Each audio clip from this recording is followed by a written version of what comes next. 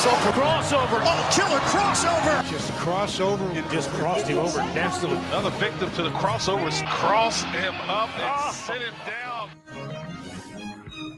Time for the crossover, powered by Every Level Concrete Repair in Omaha at everylevelconcrete.com. John, Josh, Nick. Hello. What's up, guys? Hi. How are you? See, you slammed that button too. I get I was being a little passive aggressive. Yeah, no, that was my fault. Nick didn't have my microphone turned on. Oh, Nick. Yeah. Can't win them all.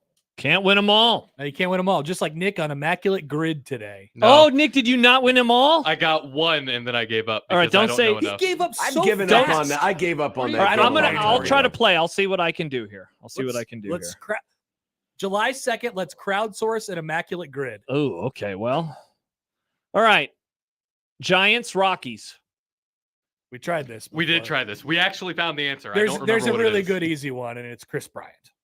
There is. Chris Bryant played. Yes. Yeah, he played for the Giants after the Rockies. Yeah, he got traded to the Giants, All and right. then he signed with the Rockies. I forgot about that, and I feel bad. Rockies, Mets. This is that tiny guy you told me about. Oh, yeah, Mike Hampton. Okay. All right, Mike Hampton. Yeah, do Mike Hampton. Okay, played right field and played for the Rockies. Charlie Blackmon. There you go. Is he? Well, already- Anybody. Do go lower on the score. Yeah, no, Charlie Blackmon was like 13%. Okay. Oh, okay.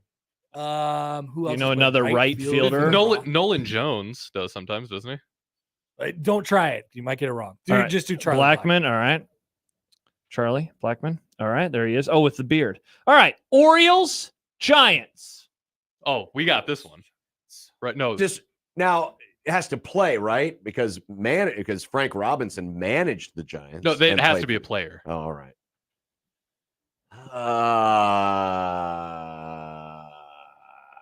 Orioles, Giants. Geez. We could skip this one. Orioles, Mets. Orioles, Mets. Well, we know this one. That was What did we do? what was Bobby? It's Bobby Bonilla.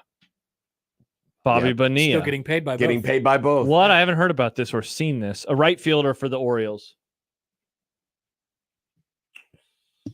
Nick Markakis. Ooh, that's a good one. Yeah. Is that Nick with a? There he is. All right.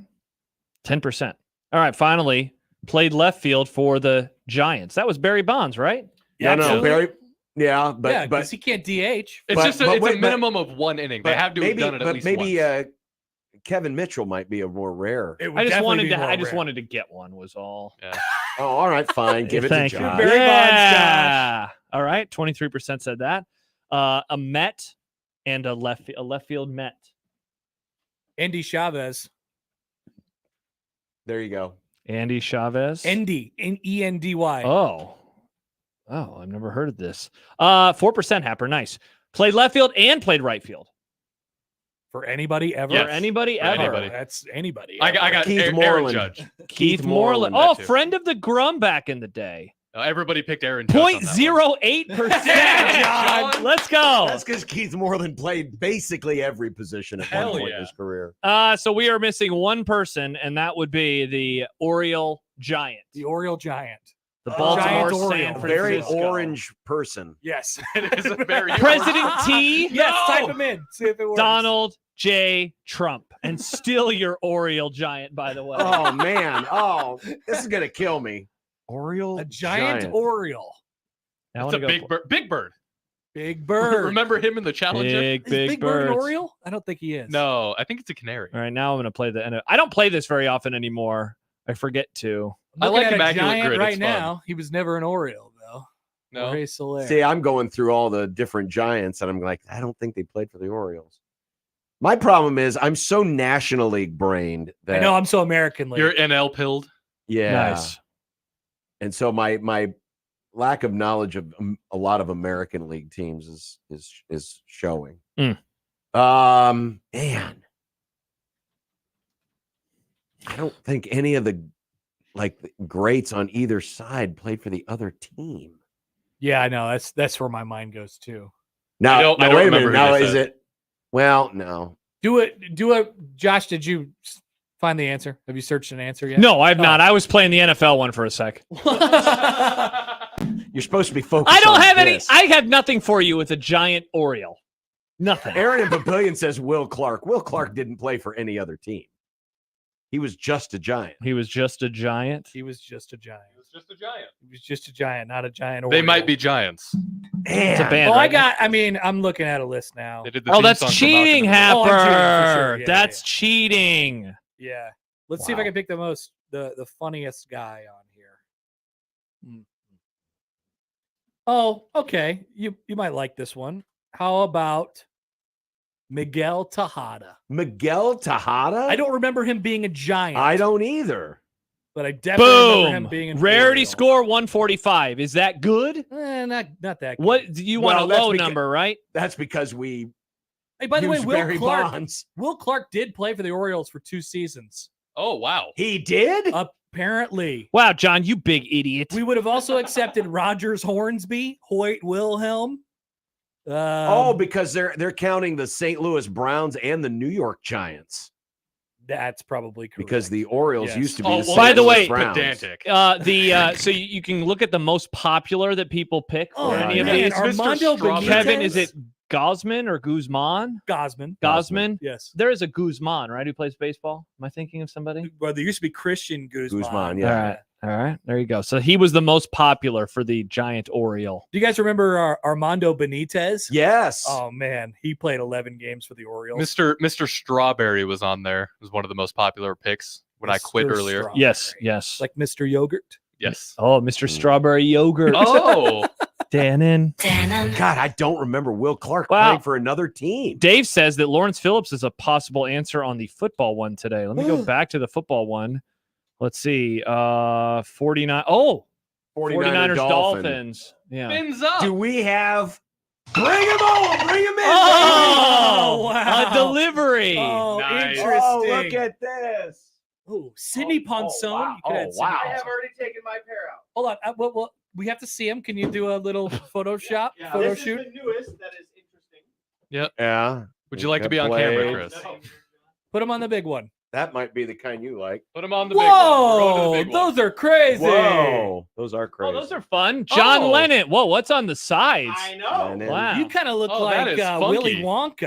Wonka. Wait, Chalamet or Yeah, the Chalamet Oh, version. let's go. The rest are Sutros, and then you've got the OGs Hello. hello? right there. I thought, I thought those are the kind you like. Mm. Now, does Josh get some? He doesn't get them yet. Nope. I already have them.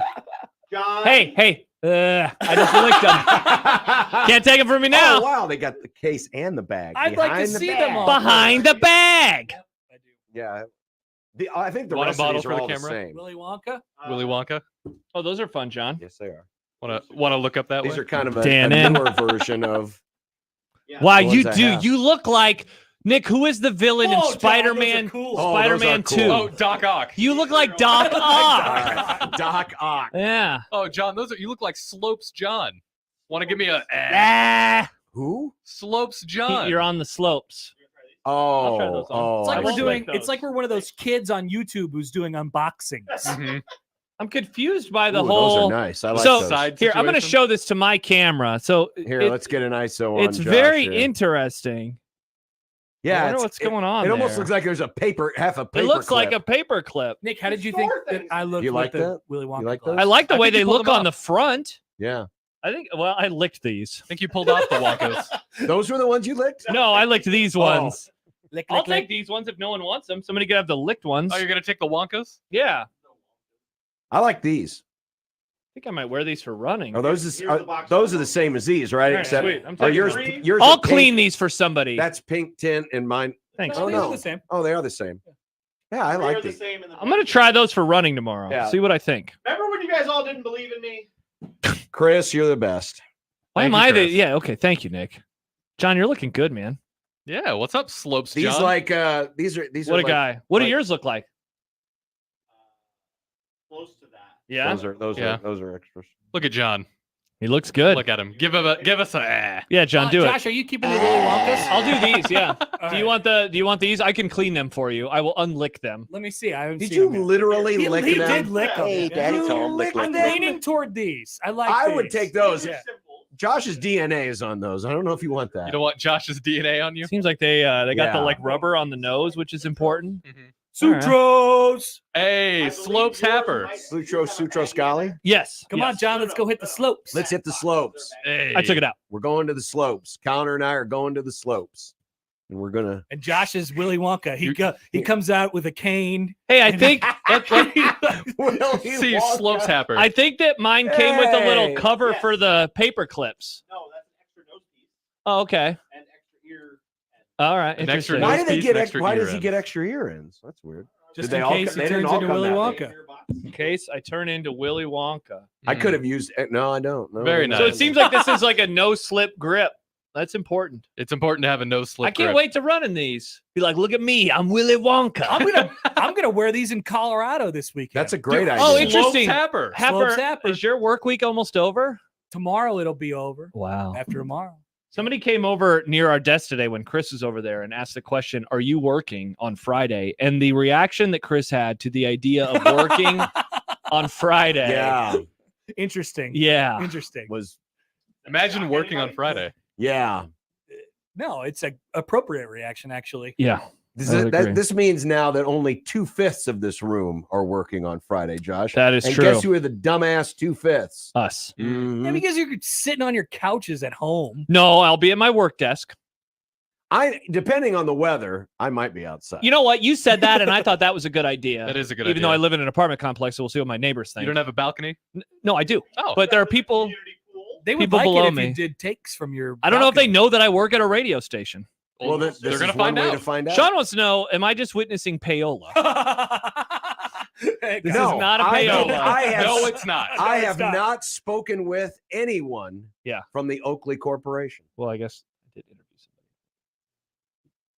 No, it's not payola. It's not Yes. payola. No, This I know is- it's not. I know. This is regular. Yeah. This is regular Ola. This- This is Johnny Ola from The Godfather 2. It's What do Johnny you know, Ola. Sean? What are you talking about? Sean doesn't. I mean, let's turn off the lights and it could be like the morning show back in the day. Oh yeah, hit the lights. Let's see what this. Nick, see how- play the Damon Bennett and Damon Bennett. Oh yeah. That's how the morning show was. Nick, just start playing drops right there, Yep. right there, Yep, right there, yep, here right we go. there. Here we go. Here we go. Too hot coffee. Nice. Designated Hitler. Whoa! Start of the College World Series. Thanks, Chris. Nice. Nice. There's Awesome. not many drops on this. page. Badass. Nasty. Oh, Man, I love everything about these. The paperclip thing is weird. It's gonna take some time well, you getting can't used to that. see them. That's true. But if somebody's They don't feel different. if like on your I'm head, if, do if they? I saw someone walking by and they don't actually, they feel very normal. But if I saw that, I'd be like, what's going on with They look pretty what's cool. going on with paperclip? Oh, those are man? yours. Oh yeah. Those I are asked good Chris looking. if there was a possibility to Oh, those are convince nice. them to get some in Those my are- prescription. And Those Chris are is very like, no. you. He Yeah. laughed kind of like he laughed earlier about the idea of working on Friday. Yeah. John and I we got these giant ones to be more like the kids. You know, Yep. Chris, This Chris is what got the those kids are Huey wearing. Lewis's. Yep. I almost did the paperclip. Yeah, what's the paperclip? The Wonkas. the Wonkas. The Wonka. I like them. Why are we calling them the Wonkas? What's the name of it? Because they kind of look like Willy Wonka. They look a little glasses. Willy Wonka-y. Yeah. They're whimsical. Okay. It doesn't. I don't know. Doesn't say. Just as Oh, a bunch they- of numbers. It would be bottom middle. Bottom middle. Well, middle. Sutro Light. Heston metal. Heston metal. Heston metal. Oh, like Sutro, like yeah, Charlton? Sutro Light, Charles? Is it Matte Charlton Black. or Charleston? Prism Sapphire, Mm. What's her name? Prism Sapphire. We got these from the Spearmint Rhino. Nice. Oh, yep. Here they are. I found them on the internet. Yeah, those are the exact ones that I have. Nice. Yep, we love that, folks, don't we? Very nice. That's Don't say great. that. Very nice. I'm so happy See, like- for you guys. Oh, thank you, Nick. Thank you. See, like Gary had ones that looked like they weren't this paperclip design, but he had the lenses like that from. Can I last see if those year. will fit over my glasses? Can I just pull a dad move? I want to stretch them out. Okay. Yeah, Just That's put them fair. over. Just put 'em Yeah, over we your just face. got these. Nick, you heard me talk about Kugler Vision for so long. Go to Kugler Vision. Well, some of us don't have the funds for Kugler Vision. Or Mm. just go to the do-it-yourself place. Just shoot a laser pointer into your eyes several times and see if it works. Bigelow says that John looks like Coach Prime with those. Just needs Whoa. a cowboy hat. That's true. Oh. Coach Prime. Remember when Jack brought his Coach Prime glasses to the OBV show? I do. Yes. It's time for Coach Prime the movie, starring John Bishop. Hashtag John Bishop. Scott says I look like Paul Sr. from Orange Coach Oh, Orange County Choppers. Orange OCC. County Choppers. Wow, you act like him too. I used to watch that show all the time. John, you look cool. These As a are video and game. You do too. Thank you. These are nice. Slopes Happer. Yippee Slopes says John looks like a hard ass. Yeah, I am. John looks awesome. I'm a John, you hard look like ass. PC Principal, kind of. I do kind of John- look like PC Prince. That's you- the second South Park reference that someone in this building has made in the last half hour. Wow. What was Earlier, the John first? and I were sitting It's well still a thing, I guess. over there. A couple coworkers were talking about man, bear, pig. half Wow. bear, half bear, half pig. Yeah, it came up. Why? I don't know. So, well, no, somebody said, "What's up with Al Gore these days?" What is up with Al Gore these days? Topic alert. Topic alert. Hey, Topic alert. John, let's save that for Save Friday. that for Friday. Let's do a What? bonus edition of the movie club. Let's watch what was the movie that he made about climate change? Inconvenient truth. Let's watch A Inconvenient bunch Truth. of Oh! BS truth. Oh, Yeah. I here know we what go, he- John. I know what Al Classic Gore's up to. You want me to tell you now? Not really. Okay. Yeah, sorry, Nick. Yeah. We'll do it on Friday. He's flying his private jet everywhere. Sorta. He He's met like with the Taylor Pope. Swift. He hung out with the Pope. He hung out with the Pope. Mhm. How nice. What How did the very, Pope very say? nice. Oh, they just had Yeah, a I private like audience these. on These- Friday. Pope Francis hung out with Mr. Gore. These are good. These are very good. Mr. G. Mr. G. Yeah, I'm Vice excited. President G. Could have been President G. Yeah, I'd like Thank to. you, Chris. I'd like to actually use these when the sun is out. You are welcome. Maybe the sun will be out again one day. The Thank sun you, will Chris. come out tomorrow. Bet your bottom dollar. That tomorrow, Al Gore will be Man Bear Pig.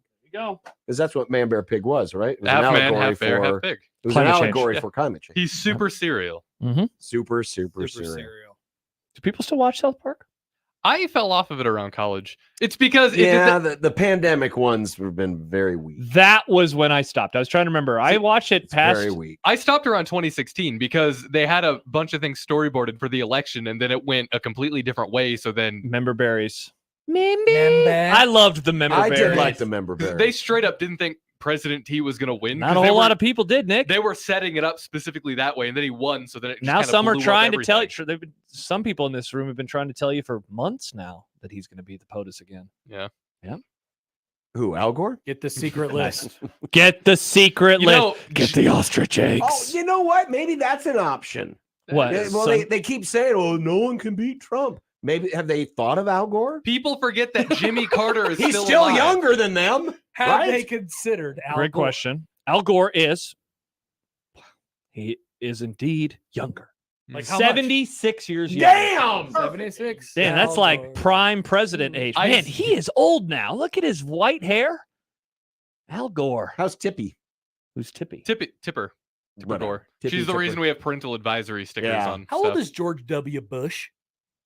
I bet he is. He's starting to show his age a little bit. Hold on. Don't say I it. got the number. I've also got it. I'm gonna guess 77.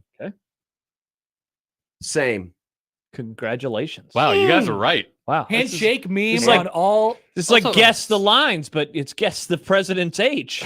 Also, his birthday's in 4 days. So wait, is George W. also younger than Yes. President Yes. B? Yes. Both of them. Now right? that would be a fun game. Put this on the summer list. Is this person younger than Biden? you couldn't find that many who are. Methuselah. Yeah, crap, you're right. I'm not sure. No, do you think though, if Jimmy Carter enters the running, he would just win automatically because he's older? Oh, people love Jimmy olds. Carter only had one term. People forget. Did you read the recent story about Jimmy Carter? No, He's only awake some days.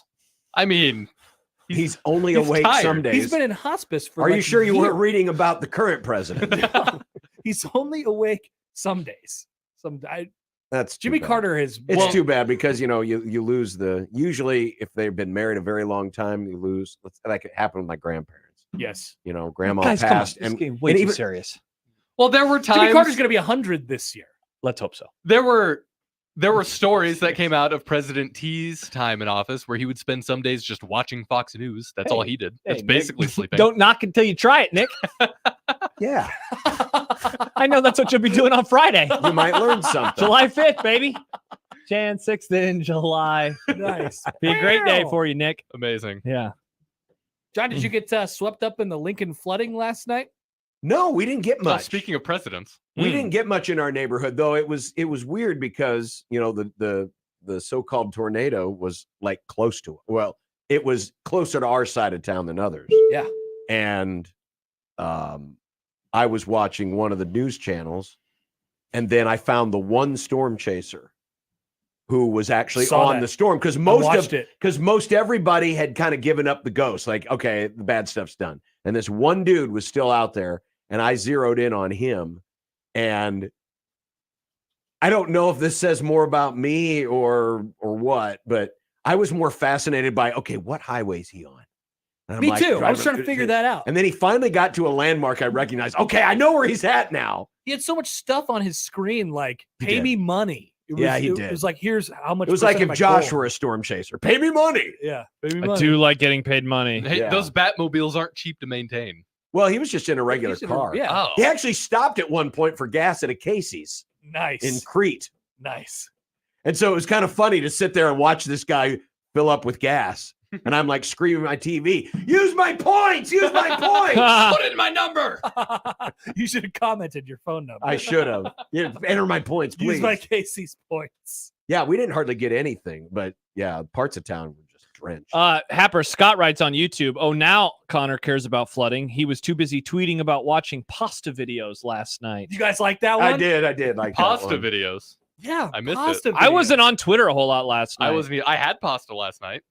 I was only on Twitter because of the storm and then the pasta videos. Dude, they show the videos of the people. You know, they make the pasta. Oh, here it with is. I'm the eggs addicted and to the watching flour. pasta videos. Any videos about pasta, I'll watch them. Exactly.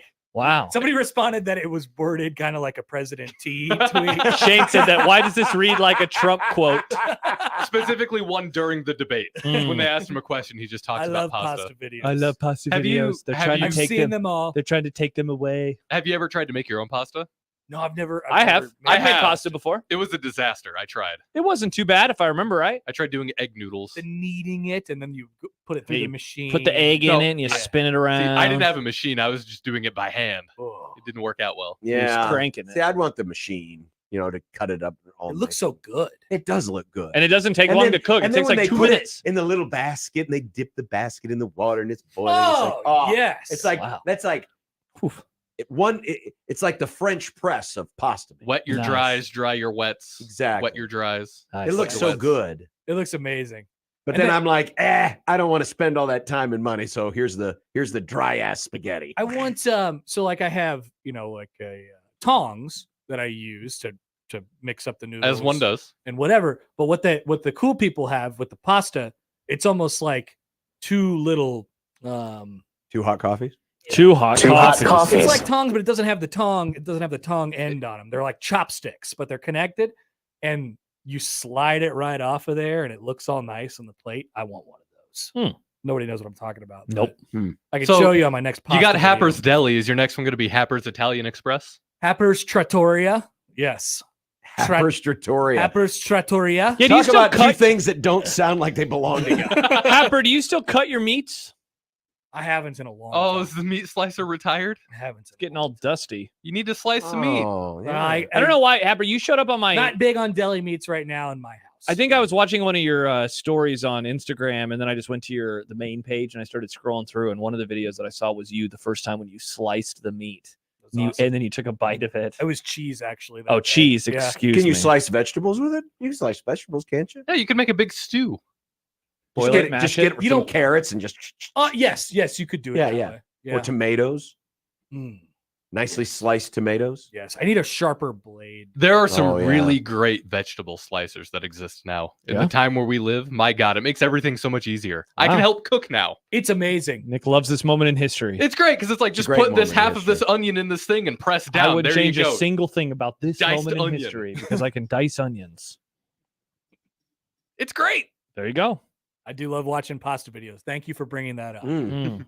Pasta. So boy. while Lincoln was suffering, you were watching pasta videos. I was. He was getting hungry. People are dealing with floods. Well, when Lincoln is getting hammered by storms, it's usually it's impending for Omaha. Yeah. So I had nothing for me to do except for wait and watch pasta videos. Yeah, it's a good point.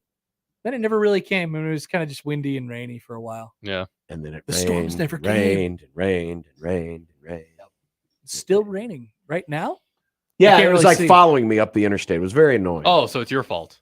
Classic It John. must be. It must be. 'Cause That it was thing happened following where me. John was so angry that an actual storm cloud just materialized. No, I'll tell you, above man. him. I'm glad I just reapplied the Rain-X to my windshield. I Man, love Rain-X. that stuff makes a huge difference. I like You the don't have to Rain-X use your wipers. Rain-X is wipers. What do you do? How do you apply this? Rain-X Do is you like rub it on? yeah. wax Rain-X on? is like it's like an alcohol-based solution. You wipe it on your windshield and you let it dry for just a little bit, and then you wipe it off, and basically it acts like wax. Mhm. It's like Armor All for your windshield. How much Yeah. is this? It's great. It's not that much. And how often do you have to put it on your window? I've maybe done it once every year. Yeah. Oh, I'm gonna get some of this. This I'm- sounds It's awesome. really good because it beads up and the water just Mhm. slides off. So while everyone else Do you is put it like- on both window, the front and the back? I mean, you can. I Just put mainly it- on the I just windshield, put though? it on my windshield. Okay. I like to get the Rain-X wipers because it coats it in Rain-X when you use them. Mhm. Great. Look at Great us. invention. Look at us. People say I don't know anything about cars. Look at me now. Yeah. I know about You're gonna Rain-X. have some Rain-X Hell too. yeah, I am Happer. It makes a Side. big difference. It makes it so much easier. Half the time I'm going down the interstate while everyone else is running their wipers fast. You're like, I'm like Seriously. intermittent. I'm like running intermittent. You, It's just you honestly, if you're going on the interstate and you're going that fast, you probably don't even have to use them. sometimes I don't. Going fast Wow. enough, you kind of look like you're going through hyperspace in Star Wars. Wow. Yeah. Look at John. Or like when you go through a it's snowstorm really in the cheap. dark. All right, I'm gonna try this You out. know, if I'm gonna I see this and remember- hear about this. If I Rain-X kicks ass. remember, Yeah? I'll bring my bottle tomorrow and I'll apply Oh. some on your windshield. Not on Friday though, just tomorrow. Just tomorrow. because we're not gonna be together on Friday. No. Be yelling at each other over the internet on Friday. Yep. Nice. It's wonderful. Well, Imagine we're gonna- John with those sunglasses. Nick, on, are you driving down getting the us the interstate. I'm gonna potato put cakes Rain-X tomorrow? on these sunglasses. Am I? Yeah, So I you can have go the outside money. and read. Nick has all the quarters. I do have all the quarters. You have the quarter. You are the keeper of the quarters. You are the quarter keeper of the keeper. quarters. Yeah. So I think you got to go get us some potatoes. Have we confirmed that they are they are right now? I'm gonna have to- It's time for quarter dinner already. Well, the potato cakes are back it's at Arby's. quarter cake. Oh, Yeah, we want to have the potatoes. And Nick loves. Make sure though you get lots of Arby's sauce. oh yes. I want lots of Arby's sauce. If you the potato cakes without the Arby's sauce, it's just a big tater tot. Is it called Arby sauce or is it the horsey sauce that I was talking No, no, about? no. Two different things. Arby's Okay. sauce. Arby's sauce is their barbecue sauce. Well, actually, no, it's it like is not. almost an It used to- A1. yeah, It's like it a steak sauce? It used to be their barbecue sauce. Now it's just called It's like Arby's a sauce. mustardy barbecue kind of thing. It's a very Chance, tangy, yes. delicious nectar of the gods. It's the only thing I put on my roast beefs. Chance writes I on the love that. YouTube if you do I'll the put whole- it on the beef and cheddar. if you do the Rain-X thing on my vehicle, he says probably the least weirdest thing to happen in the NRG parking lot. That'd be very There's normal. been You a know what? poopy diaper out there for We'll 2 let- weeks. What? We'll You guys see know if that? Naked Guy will come If back he makes an appearance, and he can just apply it to his butt cheeks and he can just wipe his butt cheeks on your windshield. I don't like that idea, John. Well, it'll get the Rain-X. It'll be bigger than a cloth. It would be bigger than a cloth. Hard to argue with that. And then, Thank you for your and then- answer. and then you can have like 2 butt cheek imprints that beat up nice and neat. Oh, and the that'd rest be of the windshield cool. is That'd be streaky perfect. and ugly. Wow. What a man he Hey, would look be. at my ass windshield. You're so weird. You say I'm weird. I just well, That someone might be the said it's the weirdest least thing. weird thing in the Yeah, parking lot. I yeah. said, well, let's We make have found it we weird. have found the weirdest thing. That'd be Let's the make it weirdest thing. weird. Yeah, that would definitely be weird. to happen in ass the NRG windshield. parking The ass windshield. Yep. You think Arby's will get pissed off if I pay for these potato cakes and just a handful of No, quarters? that'd be the least weird thing that's happened to It's them in a while. American money. It's currency, It is Nick. currency. True. And the person who takes the change will be like, oh man, now I can go to W.C. Frank's and play Pac-Man all day. That's what they'll think. It'll probably be easier to do it inside than it would be through the drive-through. huh? Why? It's just handing quarters. Yeah, but it'd be a little more unwieldy in the Gen Z, drive-through. have you never bought anything with coins? Yeah, have you ever used No, a quarter? I mean I have. I just don't like to. I don't buy. Nick, things. have you ever What used a gumball machine? the best There was part. one time in high school I bought $5 worth of gas with a bunch of change I had left over before I had See, a job. that's way weirder than buying an Arby's. Oh, I hated that. I never wanted to do it Oh, again. I would be so triggered if I was behind you in the drive-through line and I saw you reaching out and like stacking quarters on top. Yeah, of the a big little issue shelf. here is Nick And I'd doesn't be do like, mental "You math son of a-" well. I know that $4 is $1. Yeah, so if it's $5, How many quarters? That is 6. No. Close, Crap. close, very close. Come on. Great. Now we're going to lose value 16. on these No, potato no, cakes. no. Nope. Come on. Come 20. Yeah, there we It go. only took 15 seconds. I'm gonna go to one of those Coinstar things that just converts it to actual money. Just for the Arby's. No, give Arby's your quarters. Give Arby's Hashtag give Arby's your quarters. I would love to see this. I would love to see this only if they put all the quarters in there and then it weights the drawer down and just tips the whole thing. We haven't had over. this many It's quarters. like, oh my in- God, this thing's not designed for this many quarters. It's been since before COVID that we had this many quarters in one building. And the next day, Arby's puts up a sign, we're now cashless. Hudson says it's legal tender. It is legal. Yeah, this tender. isn't as weird as like paying with the Sacagawea dollar, Nick. That they'd be like, what the hell is this? Is this pretend money? Yeah, Yeah. the children would have no. You don't think kids know what the Sacagawea dollar is Poll anymore? question. Absolutely Do kids know about the Sacagawea dollar? no chance. Definitely. I'd like No. to see that poll question. The only Sacagawea is going to be on Josh's windshield. What?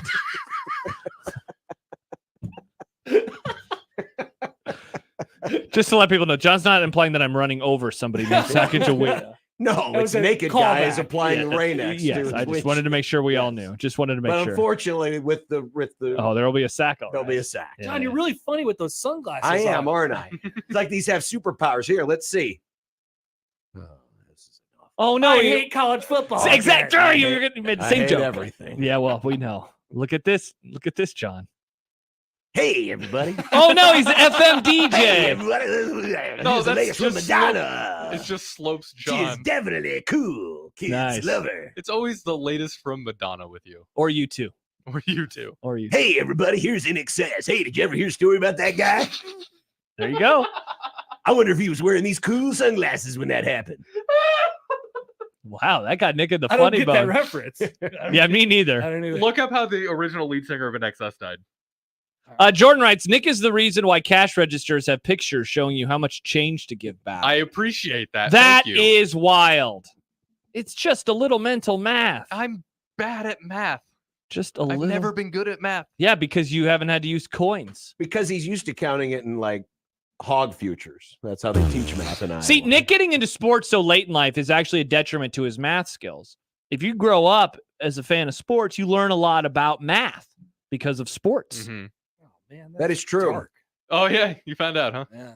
And an excess Well, guy? it's not so much. I mean, yes, it's death, but I mean, of all the Yes, ways, it's death. Yeah. Of all, I mean, it's Okay, Josh, do Pretty you remember common, when we I watched guess. World's Greatest Dad? Look at Odson's comment on YouTube, by the way. Yes, Nick, I do remember. There you go. Oh, okay. I can't, It's very funny. I can't read it, but I It's- like John's reaction. It's very funny. Very funny. What kind of Fritos are best? Here's Billie Eilish. Oh, speaking of food, did you have a conversation with during our meeting time with the fill-in producer today? Yeah. What did he say? So the French fry tweet was not about French fries. No. Was it about the Celtics? It was about soccer. Wow. Yesterday, Joey just tweeted French fries. Oh, I know. I saw That's that. it? I Oh, like, that hey, was an actual tweet? Yes. I thought that was a bit. No, Oh.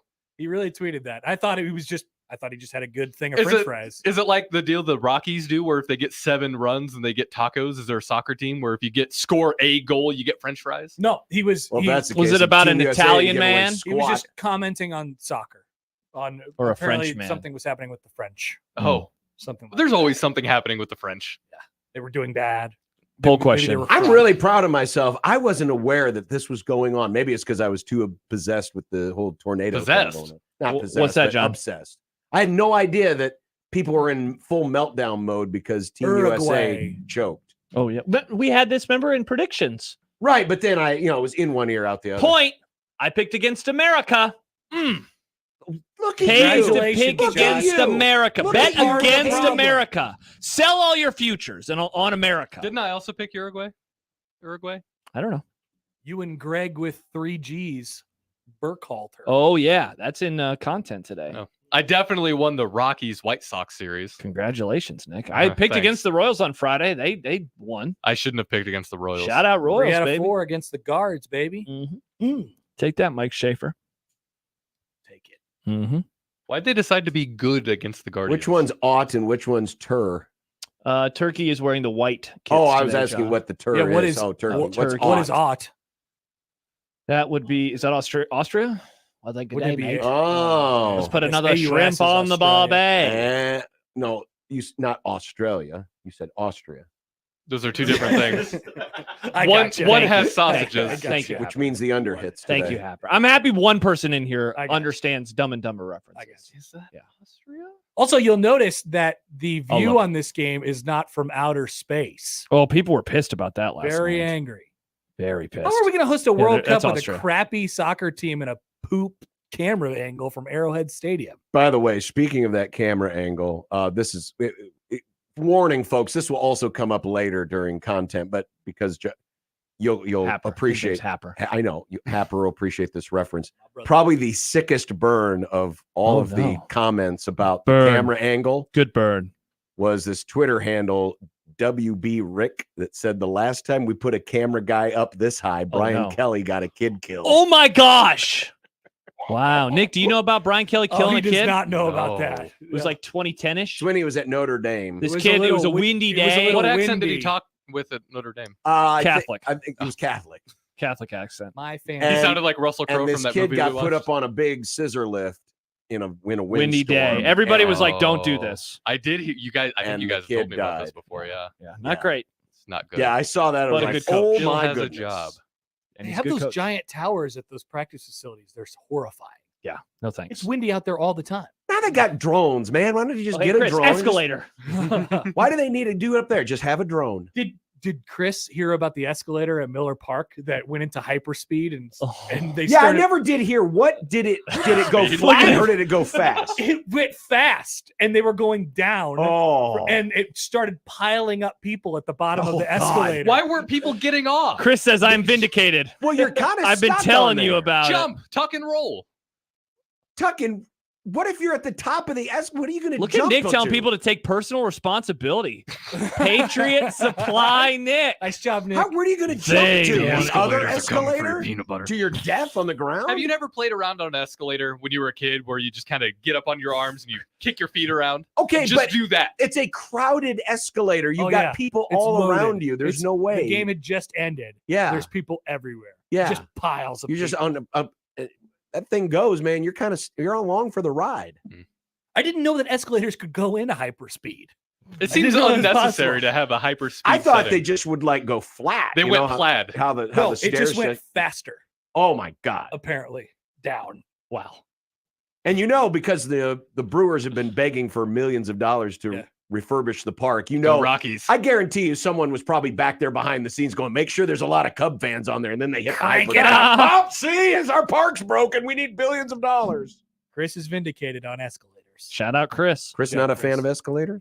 No. He hates them. I didn't know that. Remember we had that Scary. video that we played after the Oh, trip? Yeah. Topic alert. Topic alert. Topic The famous picture. Topic alert. Okay. Wow. Wow. I think Happy New Year. Happy New Year. Happy New 1st of Year. July. Oh, this is the first one we've had in a while. It's been since before the College World Series, I believe. We're back, folks. Yeah. We are back. And June 4th. you know what? Whoa. You know what it was? The glasses. Mm. It was. John, Paper you are clips, on baby. fire right now. The glasses. And Josh was even able to participate even after taking his off. It's almost like they have like a residual effect. Oh, interesting. It's like, after, you'll get this reference after you've been popping the doobies and the smoke kind of lingers for a while, Pop in the doobies, as one does. as one does. Uh-huh. In the doobies, definitely. And you're in there with the Lysol and the fan while mom's coming in going, "What's that smell?" Classic mom. Smelling the weed, Up Yeah. in the doobies. smelling the doobies. There you go. Well, Happy New Year, guys. everyone. Happy New Year, everyone. Pop in the doobies is And going to with be that- a return at some point. Nice. We will take a break, be back. We've got a Grum today Awesome. on 1620 The Zone.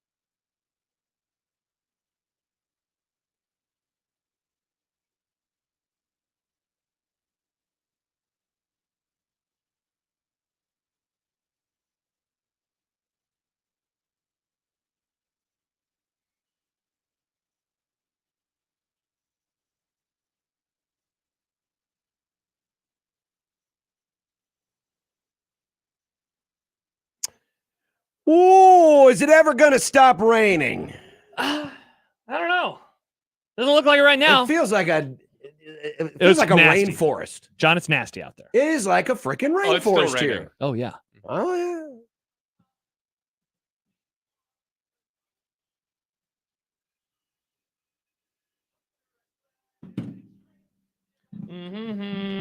It's really humid in here too. Nick, it is. When we walked in here right before the crossover, I thought, ooh, it's a little thick. John brought up the rainforest thing. That's exactly what it reminds me of. The thing at the zoo. The rainforest The area? rainforest area in the zoo. It just feels like that. Yeah. How would anyone want to live in that? I think reptiles are Well, that's cool Into for it. reptiles because their blood. the lizard people. They're not very good at adapting to very cold things, and I understand that. But damn, if you got a choice, why would you want to live in weather like this where it is muggy all the freaking time? It doesn't get like absurdly hot like it was last week, Mm-hmm. but it's just like it always feels like it's on the verge of raining, and then it rains, And then it rains. and it doesn't stop. It's disgusting. Well, it's going to be sunny tonight, so the sun will pop out and then it'll go back down. Well, cool. Yeah. Well, as we hit the Grum down with the roof reason John Higgins Weather Guard, is this May Oh, or it's July? ready. There you go. Nice. 'Cause It's kind of like May. I mean, we're not supposed to be getting the tornado warnings in May or in July. Usually this stuff's done by June. Mm-hmm. But not anymore. Anyway, welcome to Florida.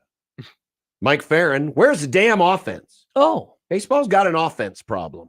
are you talking about the Cubs? No, it's No, actually just in general. I mean, yeah, the Cubs have a lot of problems, but Oh, this is like we know. in general. There's also a problem where a bunch of pitcher or hitters are getting hit in their wrist. Yeah. Well, Wrists are just exploding now. shouldn't have been standing there. Maybe we need a new punishment for hit by pitch. 2 bases. No, an actual punishment for the Too pitcher, hot by. like 10 lashes. Jeez. He has to step 10 feet further from the mound. That would be funny. Or you just whack him in the knee with a bat. Good You hit me Lord. with the ball, I hit you with John, the bat. you used to always say that fighting fire with fire is bad in Oh, no. baseball. They and let- now No, you want I'm them to just- hit him in I'm- the knee I'm with just- a bat? I'm just trying to follow along with the current discourse in our nation. Wow. One person does something bat poop crazy, and your reaction is supposed to be 180 degrees in the opposite direction, but equally as bat poop crazy. Classic That's all John I'm trying to doesn't do. actually want C-SPAN. He wants he wants fire to be fought with fire. Well, no, I'm just spitballing ideas. I'm not saying they're all great. Interesting. Throw that I mean, idea my out other, to Ferrin. my see what he other says. idea is every time you hit a batter with a pitch, they have to sit and listen to one of your monologues. My monologues? Yeah. Oh, that'd be great content, though, John. That'd wake them right up. Like, oh, what good takes. Can I borrow these opinions? You should have seen what Paul Skeens was doing when I was. I love Paul Skeens. Yeah, we know, Nick. Yes, We know. Michael Bruns will be along, Husker247.com. Nice. Steve Sipple of Husker Online will be along, Nice. HuskerOnline.com. Nice.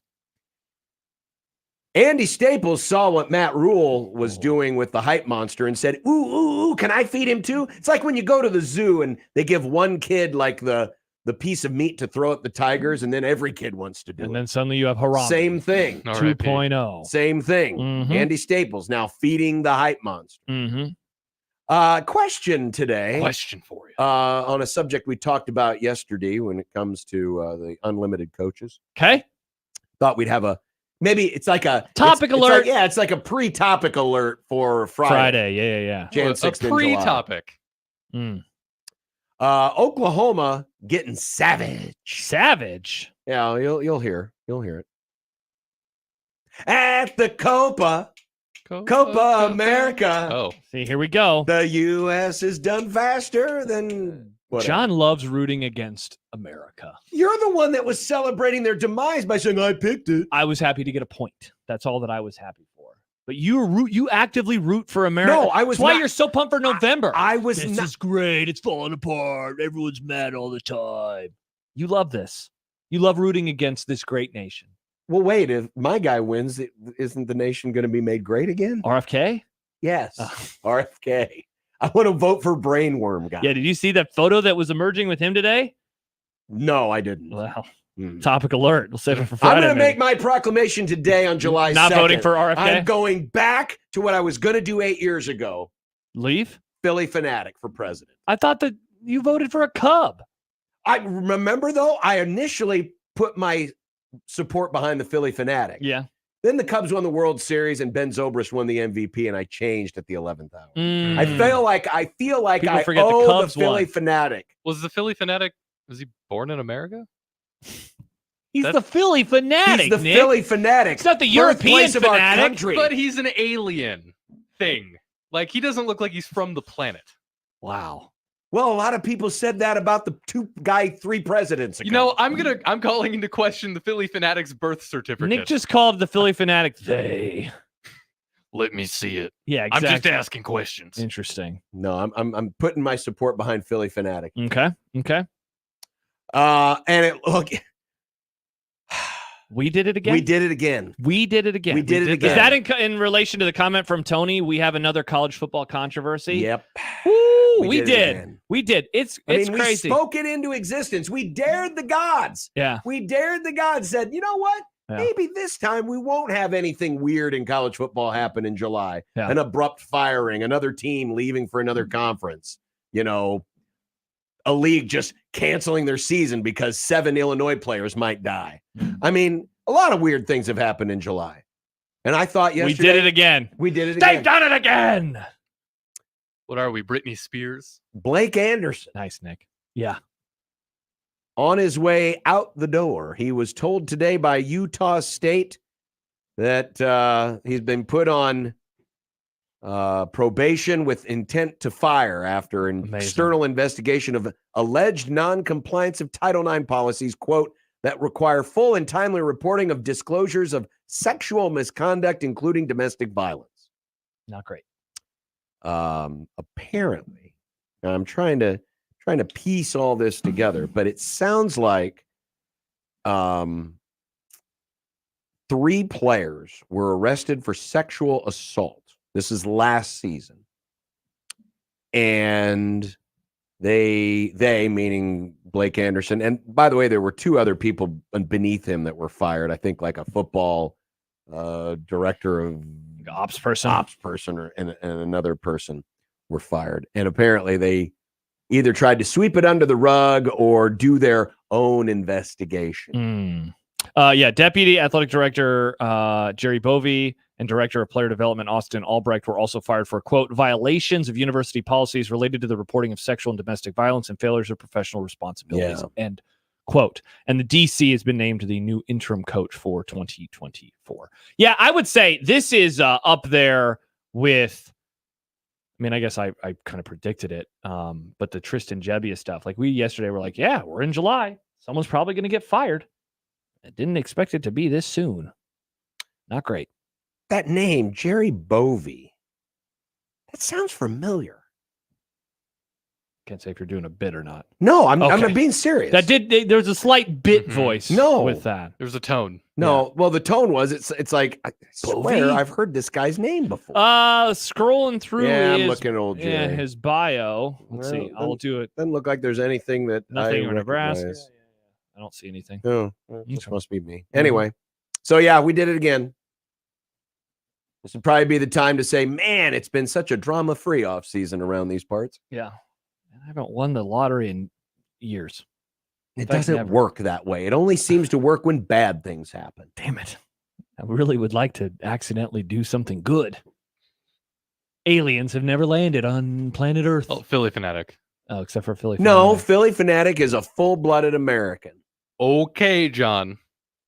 Well, we found out 3 presidents ago you don't have to be full-blooded American to be president. Wow. That's what I was told. But anyway. People can text us. Yes, they can text us into the 42 Degrees of Source text or voice line. 402-951-1620. Or call us. Yes, you can call. We want to hear your beautiful voices. Nah. I like do. the text. I do. I love your text. I do because your Daddy's home, voice text, sounds text. better than Josh doing your True. voice by reading your text. There's nothing I love more than somebody calling and I just hear the wind whipping around while they I mean, try can to you talk to imagine us. somebody on one of our great friends of the Grum who has a great James Earl Jones-esque voice, and instead of they just text and it's read in your voice? Hello. Is that your James Earl Jones? Moonlight Graham. There you go. That's my. There's his James Yeah. Earl. Yeah. Do a See, Darth Vader. I See, am do you your want your father. voice to be mimicked by Josh, or would you just rather have it be your voice? There you go.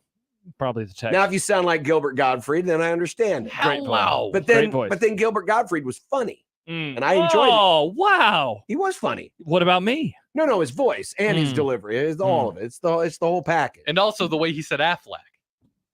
Affleck.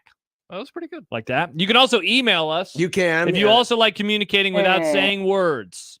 And we'll read it in our voices. Equitable Bank inbox. John at 1620thezone.com. Josh at 1620thezone.com. Even Nick at 1620thezone.com. If That's you true. want. What about Twitter, John? The JTech Construction Zone Twitter feed, perhaps? You can Do we text us have or to? tweet us there.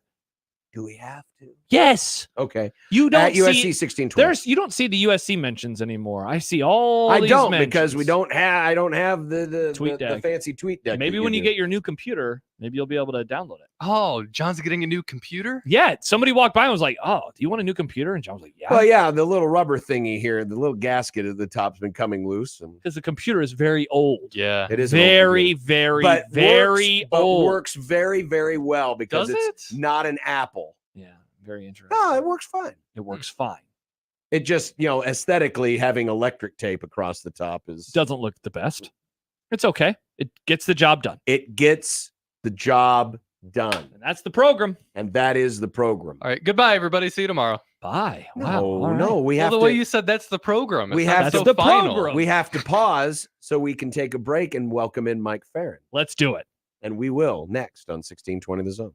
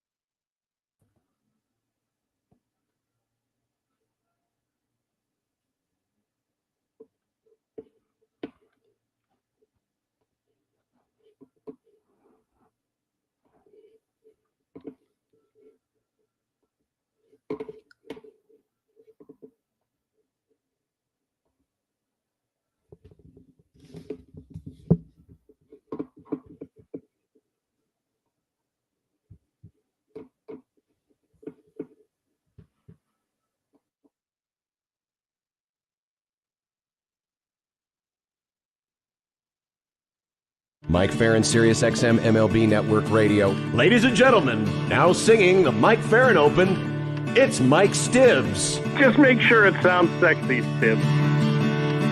Lord Almighty, how can you stand Arizona? Your fair skin must be burning down into your absent soul. Mike, Mike, Mike, Mike, we can barely hear you. It sounds to me like you called us from inside a hole. But your phone calls lift me higher, like the ERA of Mark Pryor. Your hair looks like it's on fire. You're Mike Ferrin. You're just a hunk of burning love. You're just a hunk of burning love. You're just a hunk of burning love. Welcome back to the rainforest of Omaha. Yeah. Hi, Mike Ferrin. Hey, Mike. Of the desert. Oh, yeah. Oh, Mike, you're muted. You're muted. Unmute yourself. Uh-oh. Oh, now my it's- God. Wow. Yeah, now you're good. Yeah, you're good. well, you're good. you accidentally muted You yourself. pulled a John Bishop, Mike. and then we saw your giant palm of your hand. it's like when over the John camera. shows the crotch for 5 seconds. Hi, everybody. This is Mike. Hi, Mike. My nose hairs today. Mm. It's a surprisingly wet June in Phoenix. Monsoon came early this year. So we have had disgusting humidity in the morning with 100-degree temperatures, which is no fun. I feel like I live in Dallas. Everyone always says it's a dry heat Yeah, there. I thought you guys didn't get humidity. Shut there. You get just a touch, and like this morning it was probably 40% humidity, and now by the afternoon it should be in the teens in terms of how much there is. But still, it's yucky when that. It was like 90% here this morning. Yeah. It was horrible. That's worse. Yeah, it was gross. As we start the segment today, tip of the cap. These are the RBI leaders here at roughly the halfway point of the season. Yeah. Aaron Judge, Jose Ramirez. Look who's number 3. Omaha Zone. Alec Pride and Bowen. joy. Yeah, that's Awesome. even a picture of Alec at the baseball field close to the concession stand that we will be back in October. Yeah, we should hit them up and schedule that. We need to hit them up. Nice. Congrats there, Alec. Way to go. Marcelo Zuna is 4th, and then I can't tell who's 5th because the zone logo is too big. It's Shohei Ohtani, I believe. Oh, that's why the zone interesting, logo is John. that big. Interesting. Oh, I see. I wonder how that happened. How did that zone logo get there Gotta on the promote graphic the that we station. did that we gotta didn't make? promote the station. Interesting. Couldn't have gone any lower or like No, below you Judge could or have made it a anything, tiny right? bit smaller. You know, Maybe put it I'm below Alec Boehm's name on the other side. I'm a maybe. company guy. Oh, interesting. I'm a Interesting. company. I Interesting. guess.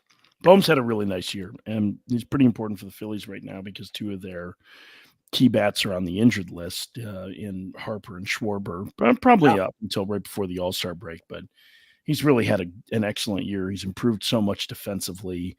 He's always had kind of a knack with men on base, and he's getting a lot of good opportunities to drive in runs with that offense. So they're a really good team. He's a really important part of it.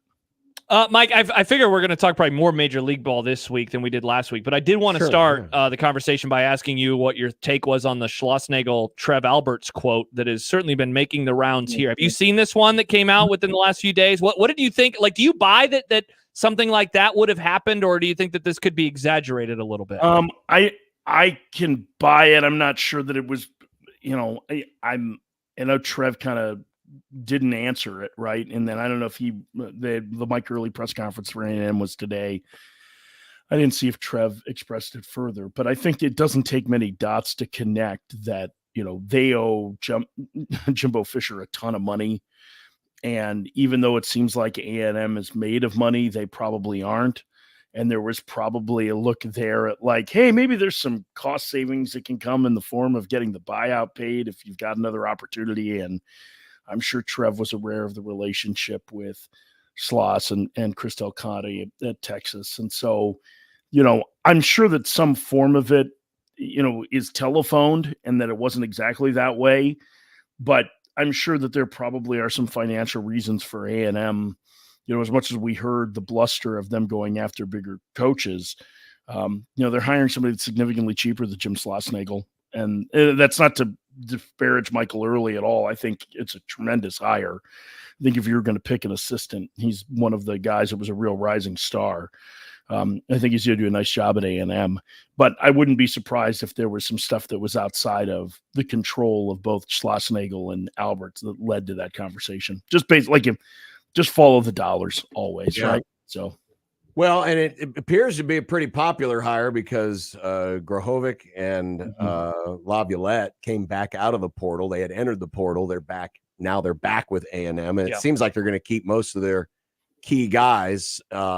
And we talked with one of the correspondents there from Texas A&M, from the TexAgs website, and said, if anything, this has galvanized our fan base more so than ever in terms of donors and everything else. So who knows? It could end up being good. It could end up being one of those rare times where someone moving on is good for both parties. Yeah, I mean, it could be. And Texas imagine that.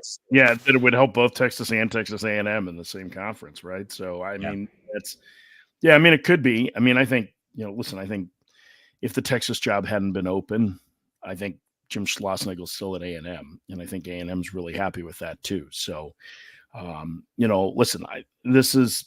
great that they're going to be able to keep most of the guys in the portal. I was listening to Kendall Rogers a little bit this morning. He thinks Caden Kent probably still transfers, that there's maybe an opportunity for him someplace else. But they have a chance with some NIL money to maybe keep some players around that they weren't sure if they were going to. And if that happens, they're going to have a really strong team regardless of who leaves via the draft inside of Braden Montgomery. If they lose Prager and Appel to it as well, so be it. Like, they're still going to end up with a really strong team next year. And it's a good jumping off point for Mike Early. And let's shout out to Jason Kelly too, as their pitching coach. And I'm a big JK guy. Those two were on staff with Tracy Smith at ASU together. Kelly left a Big Ten job, just short of becoming a Big Ten job, with Washington as the head coach to go to be an assistant at Texas. I think he was a tremendous hire too, and he's a really good recruiter. I mean, that's a really good staff that he's put together there with Caleb Longley too. We didn't have a chance to get to this last week because we were kind of all doing the post-mortem on the College World Series. But Jason Stark had a great story last week in The Athletic regarding how much offensive baseball has taken a downturn this year. And here's some of the numbers. And again, this is from last week, but it's not like the last week changed any trends here. We're on pace for the fewest doubles before the expansion in 93. The 93 expansion, that's 2 expansions ago. Fewest home runs in a decade, fewest hits per game since 1968, lowest batting average of balls put in play since 1992, among other things. I mean, home runs, everything is down this year. And Christian Yelich was quoted in this story about how all the influx of technology has really done more for the pitching side of things than it has for the hitter's side of things. I mean, if a pitcher knows, hey, I got a pitch that's not working, you can see the numbers and you can look at it and say, well, this isn't working, but maybe this will. And now pitchers have been able to utilize technology more than hitters have. Would you agree with that assessment so far? Yeah, I mean, I think a good chunk of it is, the same stuff that we've been talking about for the last decade, right? Deeper arsenals for pitchers. I think now, even to a greater extreme, there are fewer fastballs being thrown than ever before. So they're using their secondaries more, which are more swing and miss pitches, which tend to get, lower slug on it. Outfielders are playing deeper. That's what's taking away from the doubles and triples. Yep. There's a whole litany of things that pitchers are doing to hitters right now, which are making it hell on hitters, and there's not easy fixes for it. It's not just one thing. And I think he's right that the adjustments that you can make as pitchers are much quicker with the data and technology than you can as hitters. And so hitting is a guess, right? That's Perry Husband's website, and I think it's largely true. It's like you've got to guess what the best option is based on the tendencies of the pitcher, and then try and attack that and stay stubborn to your approach. And if it doesn't work, you can't get frustrated. You got to go get it the next time. But there certainly should be some room to maybe make some rules adjustments down the road that help to balance this out a little bit more. And I think some of them are further down the road, like expansion will do that. But there's some defensive things that they've played around with in the minor leagues, like creating a pie piece, basically behind second base. It looks like the pie piece from Trivial Pursuit. If you're old enough to remember Trivial Pursuit, Josh, you might be just old enough to have taken those pieces and tried to eat them when you were as a child. High piece. You're the guy that always ruined our fun. Yeah, chewing on those. I'm sure that I never played this game. Because you ate all the pie pieces. That was the problem. Yeah. And so like that would force defenders to stay out of the middle of the field. They would instead of second baseman and shortstop can play right to the bag right now, so it would create more space in the middle. There's been talk for a couple of years of regulating outfield depth as far as how deep an outfielder can start. Theo Epstein was on that bandwagon a couple of years ago. I think that's one of the other things that they can consider. The problem is that unlike, you referenced 68, what they did were a host of rule changes the next year that coincided with expansion that helped to mitigate some of the struggles of the year of the pitcher. But the numbers this year look very similar to what they did 2 years ago. And 2 years ago, we were comparing to 2014, and 2014 is not the season that anybody should want to be compared to offensively in baseball. It was a more somnolent time, let's say, because power was down, offense was down across the board. It was kind of a snooze fest of a year. And is this a one-off or a trend? I think we need more data, unfortunately. It's still too early to tell as to whether or not that's the case. It certainly Damn it, feels I just had it ready to go. Here it is. There we go. Yeah, Mike, let me ask you this. Like I was going to say, is this inherently a bad thing? Like, does this have to be a bad thing that all of these numbers are the way they are? Well, I mean, does it have to be a bad thing? Or is it a bad thing? I don't know, Josh. How much do you like? You're the non-baseball fan. How much are you excited about a 3-1 game with 7 hits? I mean, it doesn't bother me, but if it's every game, right? We talk about this with other sports, I think the occasional basketball game that's 130 to 128, it's like, whoa, that was pretty cool. But when it's happening every night, it's like something is broken here. Yeah, just like you don't want every game to be 12-11 or 7-6. You don't want everything being 3-1 where the ball's not in play very often because pitchers are good enough that the strikeout rate, even though it's ticking down, is still, basically twice through the order every time you're getting a strikeout. And the strikeout rates are higher for relievers than they are for starters. And the other part of this is, and it's one of the things that Jason didn't really address in that piece, is that, again, hitters are facing pitchers fewer times, right? Like if you go back and look in baseball history up until the advent really of the multiple one-inning relievers in the last 30 or so years, you routinely faced every pitcher 3 or 4 times a night, and the hit numbers got better for hitters the third and fourth time through the order, generally speaking. And those options just don't exist anymore for hitters to try and learn what a pitcher has on a given night. By the time they figured it out, someone else is in the game. And that's where I think one of the biggest changes could come in roster limits to the number of pitchers that are either on the roster or active on a given night. But that's also something that's going to take years to implement, because there has to be a fundamental change in the way that players are developed in the minor leagues to encourage them to work deeper into games than the way they are now. It's funny that story came out, and then late last week, I think it was on ESPN.com, and we talked about it here on the show, this new pitching machine that is now the Traject Arc. Traject Arc machine, which essentially can take the same data that pitchers have been using to improve their stuff.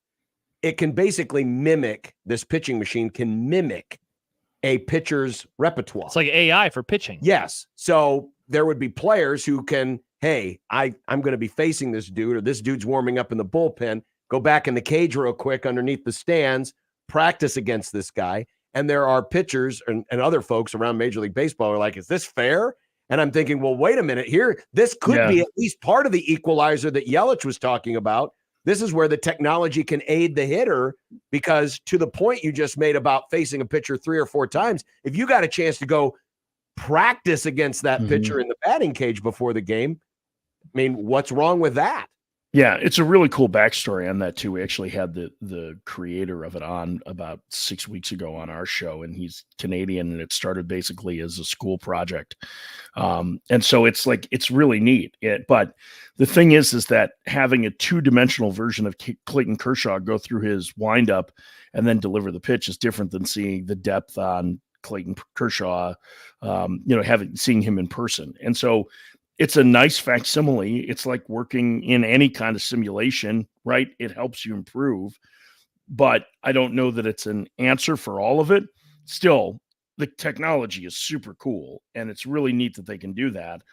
And I think teams should be all in on buying them or leasing them. You can't actually own them, and putting them in their cages and in the big league facilities. The problem is nobody's traveling with them, right? Because they're so huge. Like, if you had one in your visiting cage too, it'd be great. Like when you're on the road.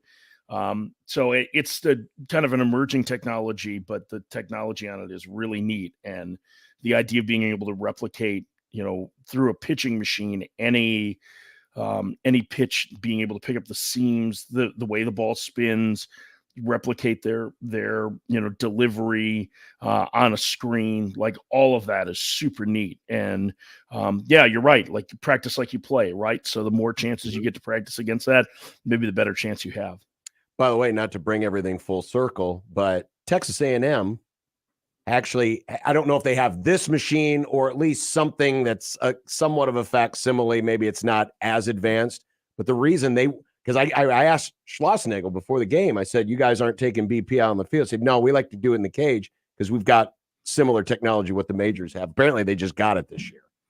So yeah, the trajectory arch is still relatively new in that there are barely any that are in circulation. It's like in the low 100s maybe that are. But there's other things. Like I have I don't know if you can see behind me, it's probably down low, but I have one of the MetaQuests, and I have on that, I have the Win Reality, which is the one that Dan O'Dowd's son created, which you can, I can get virtual deliveries and pitches from any pitcher in the big leagues on and check it out. Because I have a subscription like that. And so like I can stand in against a virtual Yu Darvish if I want and see what the pitches look like. The problem is that the resolution isn't so high that you can pick up the spin, but it's a good facsimile for at least seeing the delivery and how the pitches move. What the hell do you need a pitching machine for? No, it's not a pitching machine. It's on the, but we were using it in the postseason with our analysts for a couple of years. So we would line them up with the starters. And I got a great story. So Kevin Franzen, who does Nationals TV, we were doing the World Series a couple of years ago.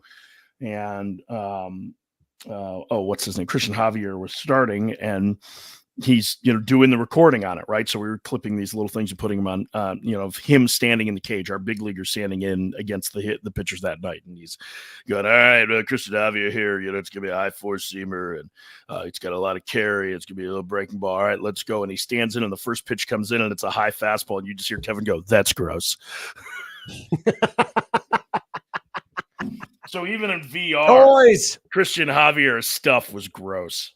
That's funny. Hey, Mike, it doesn't seem that long ago that we were bringing up the Astros and laughing at them for being so bad and getting off to such a slow start. They're now 2 games above 500. Yeah, bang that trash. Don't make me tap the sign, Josh. Yeah. They're just 3 games now back of Seattle. Let me ask you this. Is it more likely that they pass the Mariners, let's say by like August 1st and never look back, or that this division goes down to the wire?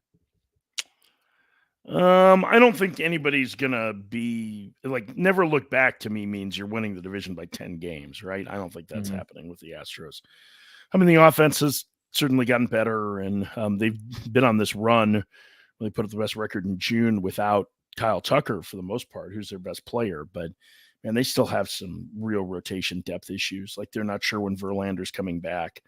Hunter Brown has certainly looked like he's turned a corner, but I don't know that there's anything in Ronel Blanco's peripherals that say that he's going to be able to keep up what he's done so far this year. Spencer Arrietty's still really young. They're counting on Luis Garcia and Lance McCullers Jr. coming back off of major arm injuries. And so I'm not sure that I would say run away. But listen, the Mariners offense makes it a lot easier for teams to get back in the mix, right? As good as their pitching is, Their offense hasn't been and will continue to not be because they just don't have the right offensive personnel. So I think that it's probably more likely to be that there's little separation between those two teams, 3, maybe 4 games as you get to the last couple of weeks of the season. But I wouldn't be surprised if the Astros eventually pass the Mariners and win the division. I just don't think it's as good an Astros team as we've seen in the past. And I think the Mariners were, they had a good month offensively that got everybody excited about them, but they have not been able to keep that success sustained. And they really need them. Their pitching is so good. It's criminal that they can't score runs. They need Julio to be better too. I mean, Julio Rodriguez has had a miserable year. Could be worse. Could be the Cubs. Yep. Could be the Cubs. Yep. Could be the Rockies. Why? What's going on with the Cubs? I haven't heard much about that, John. They have some issues. Oh, do they? I think they hired a manager that was brought here to sabotage us. I think this is all a plot by the Brewers. But in all seriousness, it's obvious the Brewers weren't just about Craig Counsell, and it's also they had good players too. You've got to have good players. But they lost. I mean, they lost Corbin Burns. They've traded away some folks, yet they keep churning it along. They lose their manager. They keep churning it along. What is it about this organization? Can you put a finger on it? Depth, which was built earlier, but yeah, I mean, they consistently have guys that can come up. They can give them 5 or 6 starts that are adequate, and then move on to the next guy. That's what they've done. They've done it with reclamation projects for a long time. That, and they play good defense. They have a good bullpen. Their offense, I think, has been better than even they could have anticipated this year. And some of it's because Joey Ortiz, who was a key guy they got in the Corbin Burns trade, has been better from Jump Street than you could have imagined. If you go look at his numbers, they're all-star caliber, and he plays great defense. He might be a better defensive shortstop than Willie Adames, their actual shortstop, who's really good. But Ortiz is posting a high on base percentage. The strikeout to walk ratio is almost 1-to-1. He's hit for power. That's been a huge part of where they are. Bryce Terang has taken a big step forward. I think some of it has been timely hitting. I think a little bit of it is luck for them. I'm not sure that they're quite this good with comparison to the rest of the division, but they have a lot of talent. They always have talent, and that's, and they've also done this all with a very good bullpen that their all-star closer hasn't thrown a pitch for them this season in Devin Williams. Trevor McGill has been outstanding at the end of games. Is 17 of 18 on save opportunities or something like that. So I'm not familiar with this concept called a save. Yeah. What is that? Let me see do you remember Lee Smith? Yes, I do remember Lee Smith. It's what he used to do. Oh, well, can we bring him back? I don't think he's old now, John. I think he's 66, John. Well, I mean, 478 saves, though. At this point, I'm willing to try anything. Including, make no mistake, make the starting pitchers pitch until their arms fall off. Here's the problem: is that the bullpen looks worse because the offense has been bad for the Cubs. I mean, that's really what it is. And we probably could have done a pretty good job of predicting. In fact, some of us did a pretty good job of predicting that the Cubs offense might not be very good this year. They needed Seiya Suzuki to be a 900 OPS monster, and he was in April, and he has been again in June. He was until he got hurt. Yeah. He's been very good in June, but there's just not enough there around them. Nico Horner, and I think I made this case with you guys when they signed Horner the extension. I like Nico Horner too. I don't know why you're rushing out to extend a guy who's got 100 ISO. He just isn't going to hit for any power. He's a good defensive second baseman with bat to ball skills. Swanson's having an awful offensive year. They have no answer at third base. Their defense hasn't been as good as it was a year ago. Cool. Michael Bush has been really good. That's been a great pickup for them. Yay! He's been outstanding. But they just don't have enough. The bottom half of their, most other teams in the league, the bottom half of their lineup isn't very good. And when you're going to leave as much to randomness as a number of these teams have decided to do this year, you're going to end up with bad offenses that play a lot of coin flip games, and sometimes it's just a matter of bad luck that puts you on the wrong side of 500, and that does feel a little bit like what some of it has been for them. But they need better offensive pieces. They don't have anybody that can carry them, and that's been my criticism of their farm system too, is that they don't have a guy that's a guy that you're like, we're building our organization around this guy. They had like 3 of them when they won the last time. Right now, they've just got a lot of nice players. Happy birthday to me. Yeah, it's John's birthday in 2 days, Mike. I know. I will not be setting off fireworks. I don't want to scare the dogs, but my neighborhood will be in honor of your birthday. Happy birthday, John. Yeah, it's going to be great. It's going to be awesome. What are you going to do for your birthday, John? Probably watch it rain here in our wonderful rainforest. It is supposed to. There are supposed to be thunderstorms. Yeah, my son's already panicked. My son is already panicked. This is going to suck if it's like this on Thursday. Oh, it'd be funny. To which I'm thinking, me and the dog disagree. Uh-huh. Then again, the dog doesn't like this weather either. Yeah, no, the dog's not going to enjoy the thunderstorms, I would guess. So, yeah, well, we'll see. But well, that's happy the plan. birthday. Yeah, thank you. Well, have an enjoyable 4th.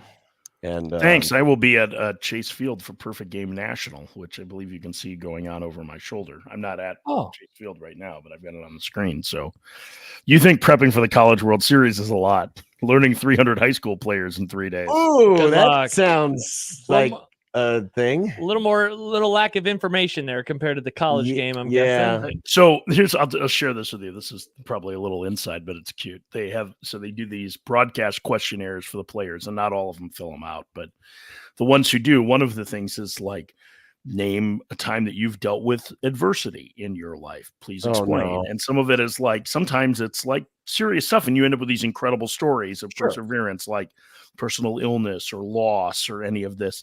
And sometimes it's like, I went 0 for 4 in the semis. And it's like, man, you've had it rough. Yeah, that's actually better than I was envisioning. I thought it was going to be something about, I remember this one time I got kicked out of Minecraft. It's a serious thing, John. That can hurt. You spend a lot of time building a thing, and then you just get kicked. Can't believe someone blew up my building in Minecraft. That's not okay to do, John. I used to be the one to stand over my kid's shoulder and say, hey, do you have a nuke? Why don't you go nuke that guy over there? Wow. Depending on the game, it's really hard to get nukes in some of those. I don't know anything about this game. Yeah, it's nerds. Yep. Thank you, Mike. Hi, Ferrin. The greatest challenge I've overcome is letting people's opinions change who I am. See, if only Josh had been listening when we tried to change him all those years ago. Yeah. Yep. Instead, I am who I am. Yeah. Full of great takes. Great. Bubbly personality. When are you going to start sharing the good ones? I haven't been beaten down by the world just yet. He just likes to. I'm still here, baby. He just likes to talk to the dog with all his good takes. He saves the good takes. Oh, for the I dog. tell Banks lots of things. Yeah. The after show is better than the on air, huh?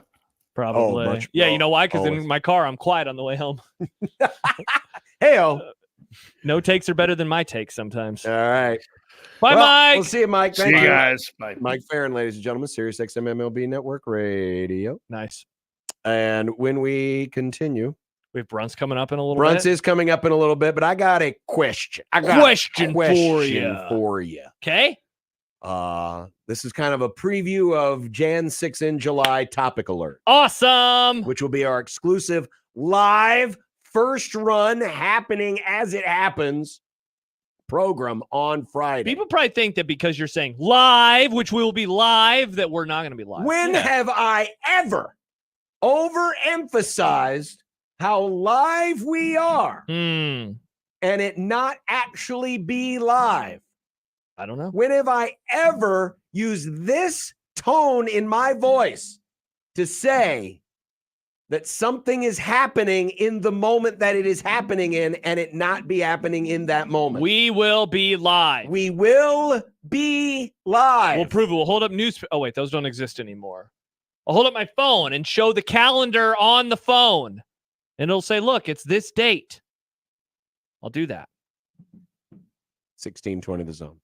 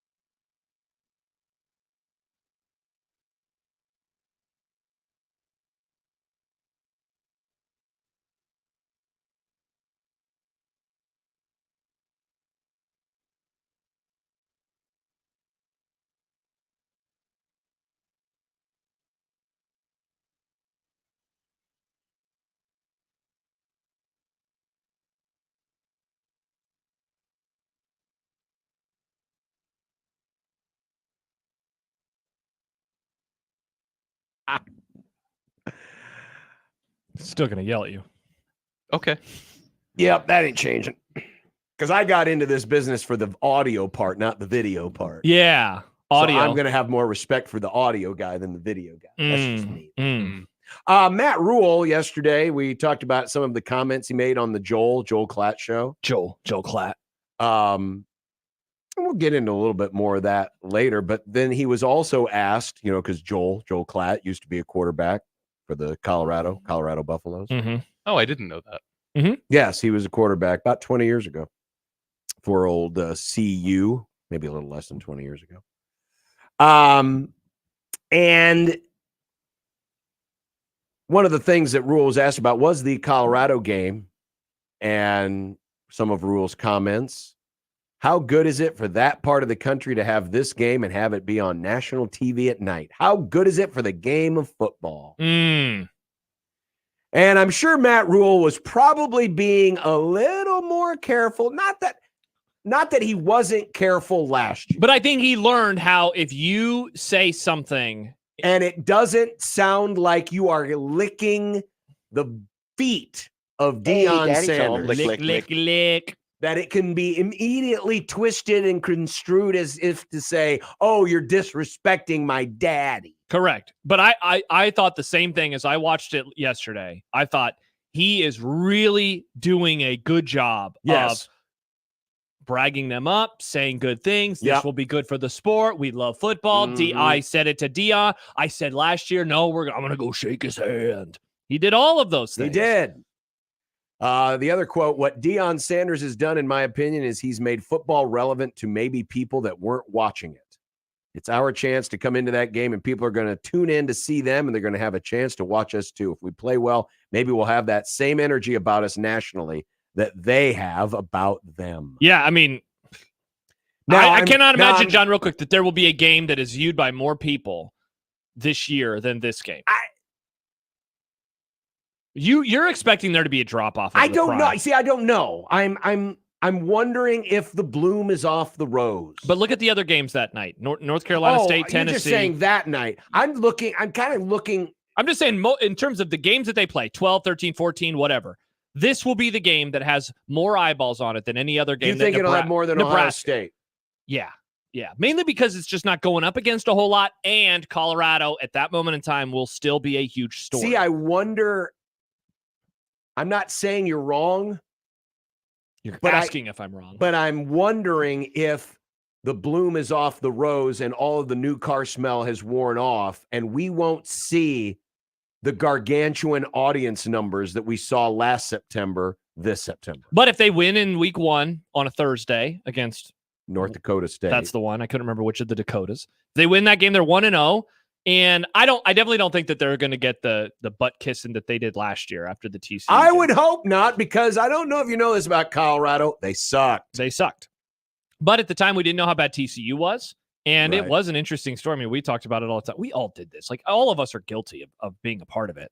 So if they do that again, and then this is the first time that it is only the second game of the year. That's the thing, man. It's second game of the year. And just look at the games that they're going up against. There is not like this massive matchup that is happening that night. And so I think that there will be some intrigue, like, let's see what's going on here. And Nebraska, Colorado has name ID. You got to be an older fan to maybe appreciate it a bit more.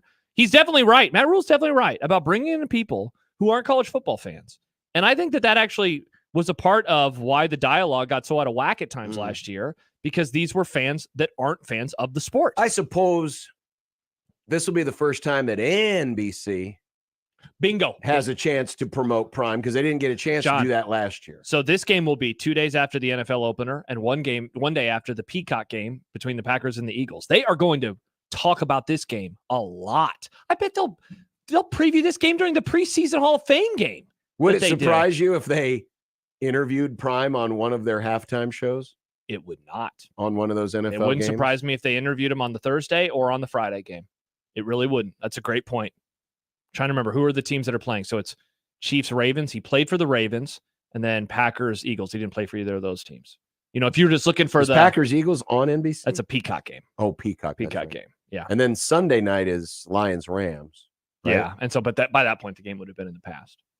Oh, Yes, That of will course. be Yeah, that'll be yeah, week one yeah, of the yeah. NFL. So no, gotta be your bowl. it's an excellent point. It's an excellent point. So I think that, for all of those reasons and more, it will have. So I mentioned that not to say debate if this will be the most or second watch game of the year. All that to say, incredible moment for Nebraska football, because whether it's this game or the Ohio State game, this is going to be one of the crown jewel moments for the program this year. And it's a home game. Best foot forward. They could do a lot of those things. Not to mention, they could start 2-0 for the first time since 2016, which is a wild statement to say. There is a lot that could happen. There's a lot that could happen in this game. Now, I agree with everything you just said. Oh, but there's a huge but. But Like on my car windshield. remember, do not write off the season Oh. or Matt Rhule if they happen not to lose this game. Do not panic. I know it will suck. I know you will be mad. I know you will probably owe somebody that you know who happens to be a Colorado fan a case of Coors. Oh, man.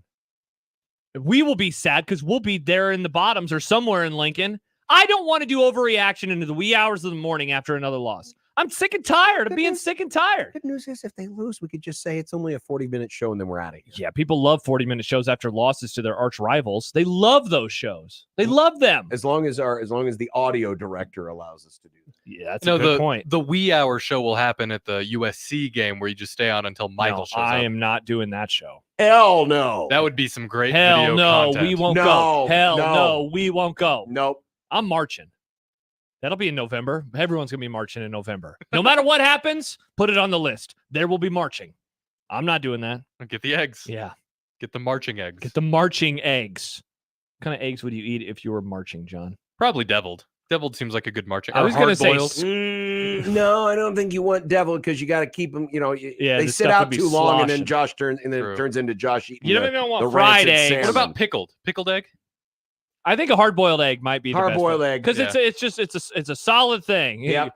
Hell Hard-boiled no, egg. we won't go. And then you pop in an egg. Pop in an egg? Yeah, classic egg stuff. Egg stuff. So coming up before Michael Bruns, I'm going to ask you a question. Question for you. Based on an idea that we had yesterday regarding the unlimited coaches in college football, which is now a thing. And we'll do that next on 1620 The Zone.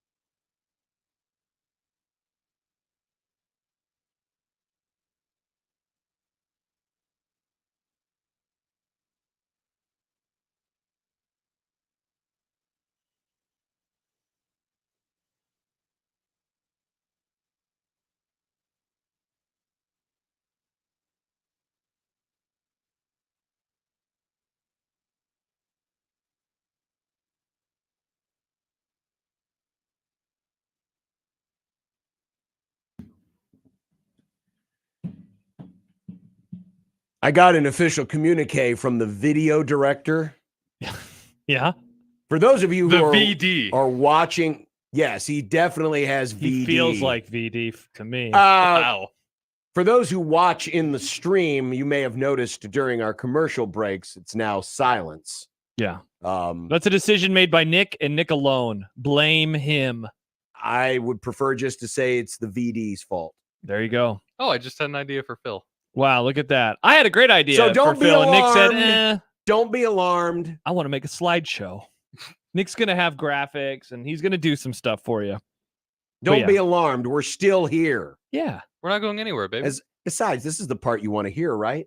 Sometimes sitting in silence for 3 minutes isn't such a bad thing. Is it like football? Absence makes the heart grow fonder. When you don't have sound, you like it when the sound returns. Yes. The only thing you really liked was Yes. the Heat Stroke song anyway, be honest. The backseat. Oh, that's a great song. It is a great song. So yesterday we were discussing with Mitch Sherman the possibility, now that there's unlimited coaches, you could, a program could, if they wanted, If they had the money and wanted to spend it. they could have a Even though they could have a staff of recruiters and a staff of just on-field coaches, because there's many people in the coaching industry that are not fans of the recruiting part, especially nowadays. So now that analysts can be on-field recruiters and have similar responsibilities to the traditional coach, that you could specialize. And we even looked it up yesterday. The Kansas City Chiefs, if you take away the strength and conditioning dudes, have 29 coaches on their staff, assistants to the assistant, if you will. It's like, oops, all coaches. Now, I'm not saying every program's going to do this, or some programs are going to do this or do parts of this. I'm sure they will. I'm sure there might be some people who will, be the offensive line coach, but they don't go on the road anymore. Somebody else does that for them. Because the number of coaches that can be on the road recruiting is still 11. That hasn't changed. Yeah, the 10 assistants and the head coach. Yeah. And you have to there's something you have to pass to be able to do that. Remember there Yes. was the famous, I learned about this when— It's like getting your teaching certificate. When Tom Osborne fired Bill Callahan, he was recruiting. Yeah, he had to take the test. He had to take the test. He got a commitment from a 5-star who ended up reneging and going to Oregon State. Yeah. He got the kid who's the kid from West Point? Oh, that very first. Oh, man. It was like almost the day it happened. Yeah. Oh. I'll have to look that up. Anyway. Yeah. But just for S's and G's. Yeah. What if we could assemble Avengers? No. The best Nebraska coaching staff, where if we had the unlimited resources, if Troy Dannon, aka Mr. Yogurt, approved it and said, Matt Rhule, you can have 11 recruiters and you can have 11 coaches. If we went Micah Kreikemeyer. Thank you. God. If we could go back through history and say, man, this dude was a really great coach. Recruiting, not so much. Or this dude was a great recruiter. As a coach, not so much. If we could super friends this deal, who would be on this staff? Oh, so you say no to the Avengers thing, but you— Because the first person, literally the first person, there were two names that came to mind. No, real quick. Are we talking from Nebraska history, or are you going everywhere? I'm going Nebraska history. Okay, because I'm guessing that we had a name that both popped into our head at the same time. This is the recruiter? Yep. Should we say it on 3? 1. Oh, the recruiter? Oh, I was thinking sorry. of just the coach, but yeah, okay, well, let's do the recruiter. All right, so this is just the guy who's going to recruit. Yeah. 1. He's not going to coach.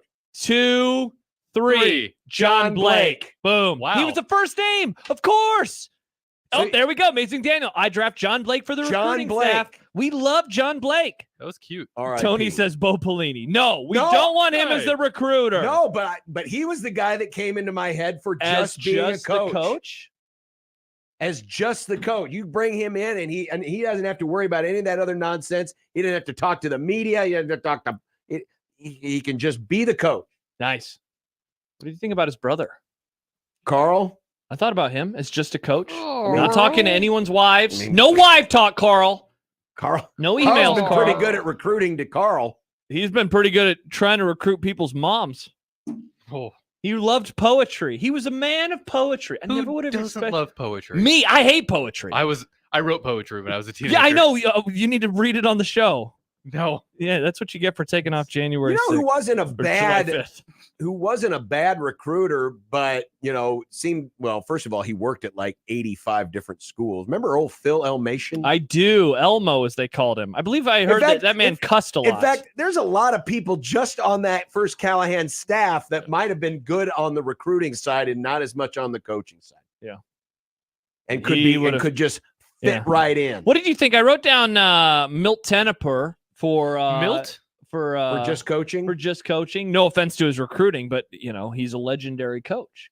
Legendary coach for what he was able to do at that time. Absolutely. Legendary. Yeah. Absolutely. Mm-hmm.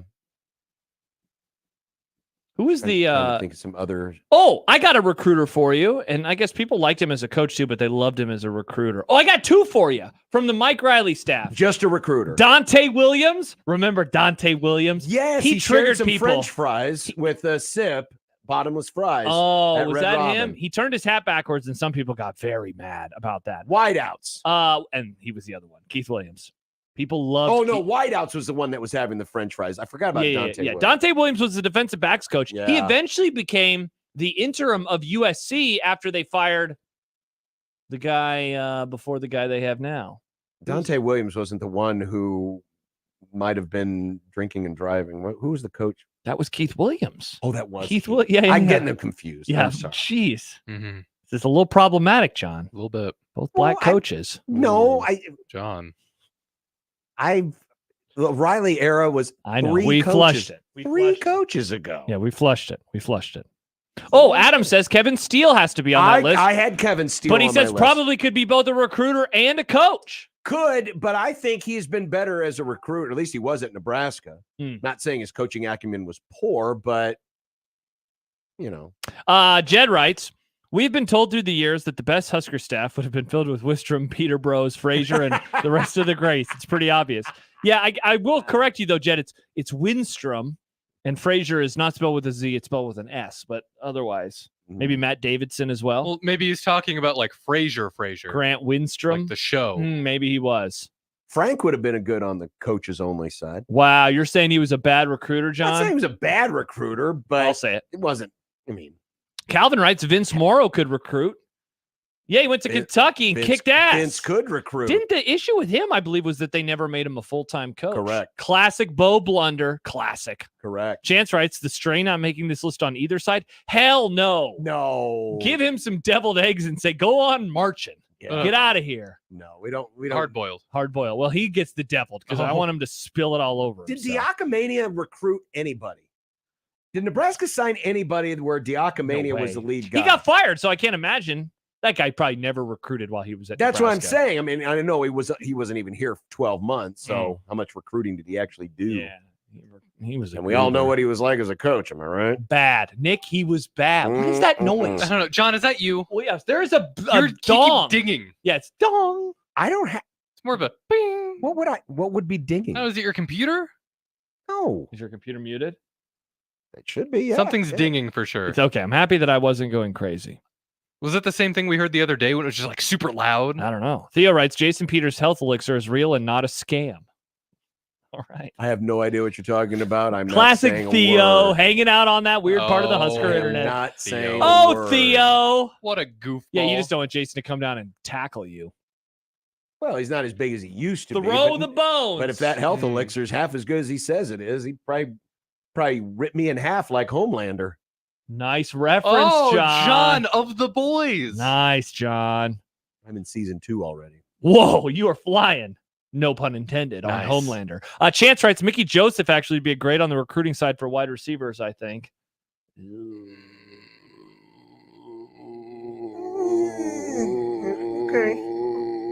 Ding. Kenneth writes, Tiako's defense sure, at why Notre not? Dame was salty. Yeah, that was like over a decade ago, though.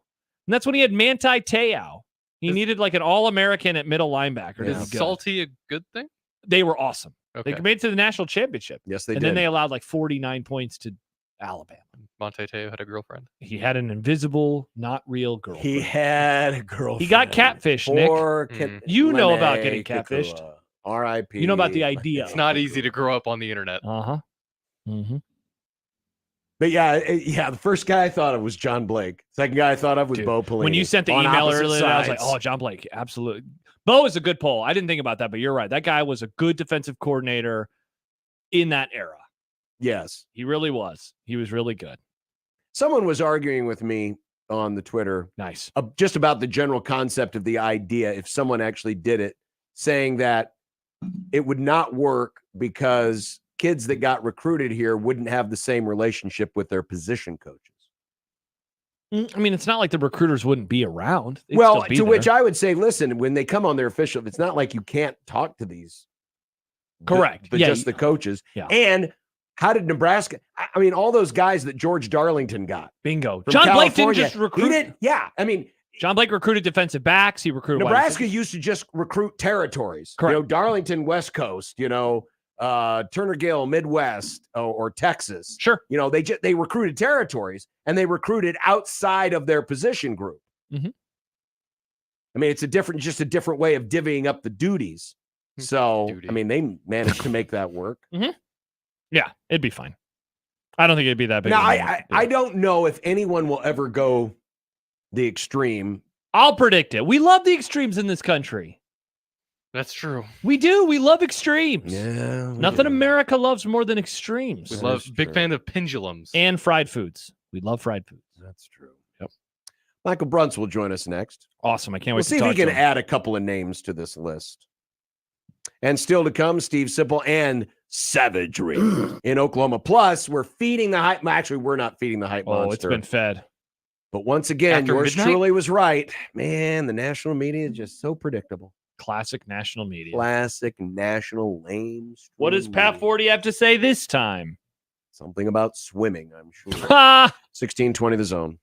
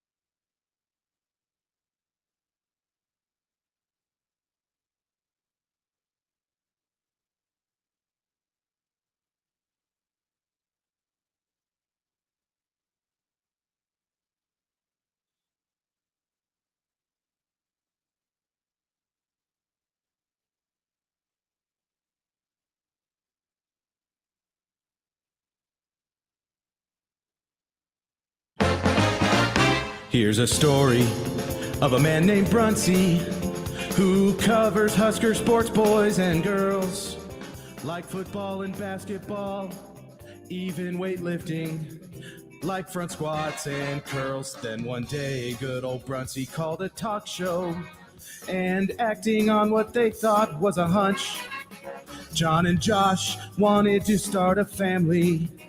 And now we get to talk to Michael Bruns. It's Michael Bruns. Michael Bruns. Now we get to talk to Michael Bruns. You got a problem with Judge Judy? Yeah, I do. Is Judge Judy still on? So Law and Order is something you're not a big fan of. Not a fan of it, John. Wow. You're allowed to be a felon and run for president. Why should I care about Law and Order? Hi, Bruns. Hi, Bruns. Hey, what's up? Well, Any takes on Law and Order? The soccer game ended. The Turkey won. Yeah. And Josh is now. I wanted to turn it to a sports channel, Bruns. I mean, the game, the body wasn't even cold on old Austria, and Josh is switching the channel, and I'm like, come on, man. John wanted to watch people cry. Well, it was raining. It was kind of hard to tell. Austria lost to Turkey. That's who that was a match. Yes. In the Euros, Bruns. Yes, that was a match. Sorry, I have not kept up on the Euros. Wow, sad. Well, the United States didn't win that either. No. You guys got any good Burkhalter hot takes? I think he's a fine coach. I don't know what people are complaining Bruns, about. I think my friends who follow the stuff say that he should be fired, so I'll stand with my friends and agree and say, fire this man. I believe they call him a Nepo baby. Oh, really? I saw the Burkhalter out hashtag trending last night. Oh, I can go with the mob. I can go with the mob on that. Oh, Jeez. all right. Here, I thought people were marching watching reruns of Hogan's Heroes. Hey, Bruns, what do you think about this? We were talking about marching earlier and foods to eat while marching. Only eggs, though. And we decided that of all the forms of eggs... Can't we save this for topic alert? I guess we could. Well, I guess I want to ask Bruns, though. Right. We decided that a hard-boiled egg, if you want to eat eggs while you march, would probably be the best. Your thoughts? Yeah, that probably is the most efficient. I don't think you'd want to go poached because that thing would just explode all over you. Yeah, it'd be a mess. No. Unless you had like an English muffin or something. Is that a possibility with it? I love English muffins. I don't understand why people are anti-English muffin now. They are? Oh, yeah. People have come for the... English Your guy, Jack Mitchell, has come for the English muffin. He says it's too dry. Well, is Put it? something on it. Thank you, Bruns. Don't eat it plain like a freak. Yeah, a little jam or something. You don't butter need it to up. get too outside the outside the studio space there, but yeah. Listen, it's not the goat of breakfast sandwich breads. No, but the it's still good. McGriddle. But if you're marching, but you don't also want your bacon, egg, and cheese on just 2 slices of white bread. Correct. No, the English muffin, I mean, and listen, credit McDonald's. They're the ones that brought us the McMuffin. It just screams breakfast. You think English muffin? You don't have English muffins any other time of day, but you do at breakfast. they don't over like tea. You're not having like an English muffin at high tea. I thought that was just the crumpet. Isn't that the crumpet? Euros. Yeah. No. Who knows?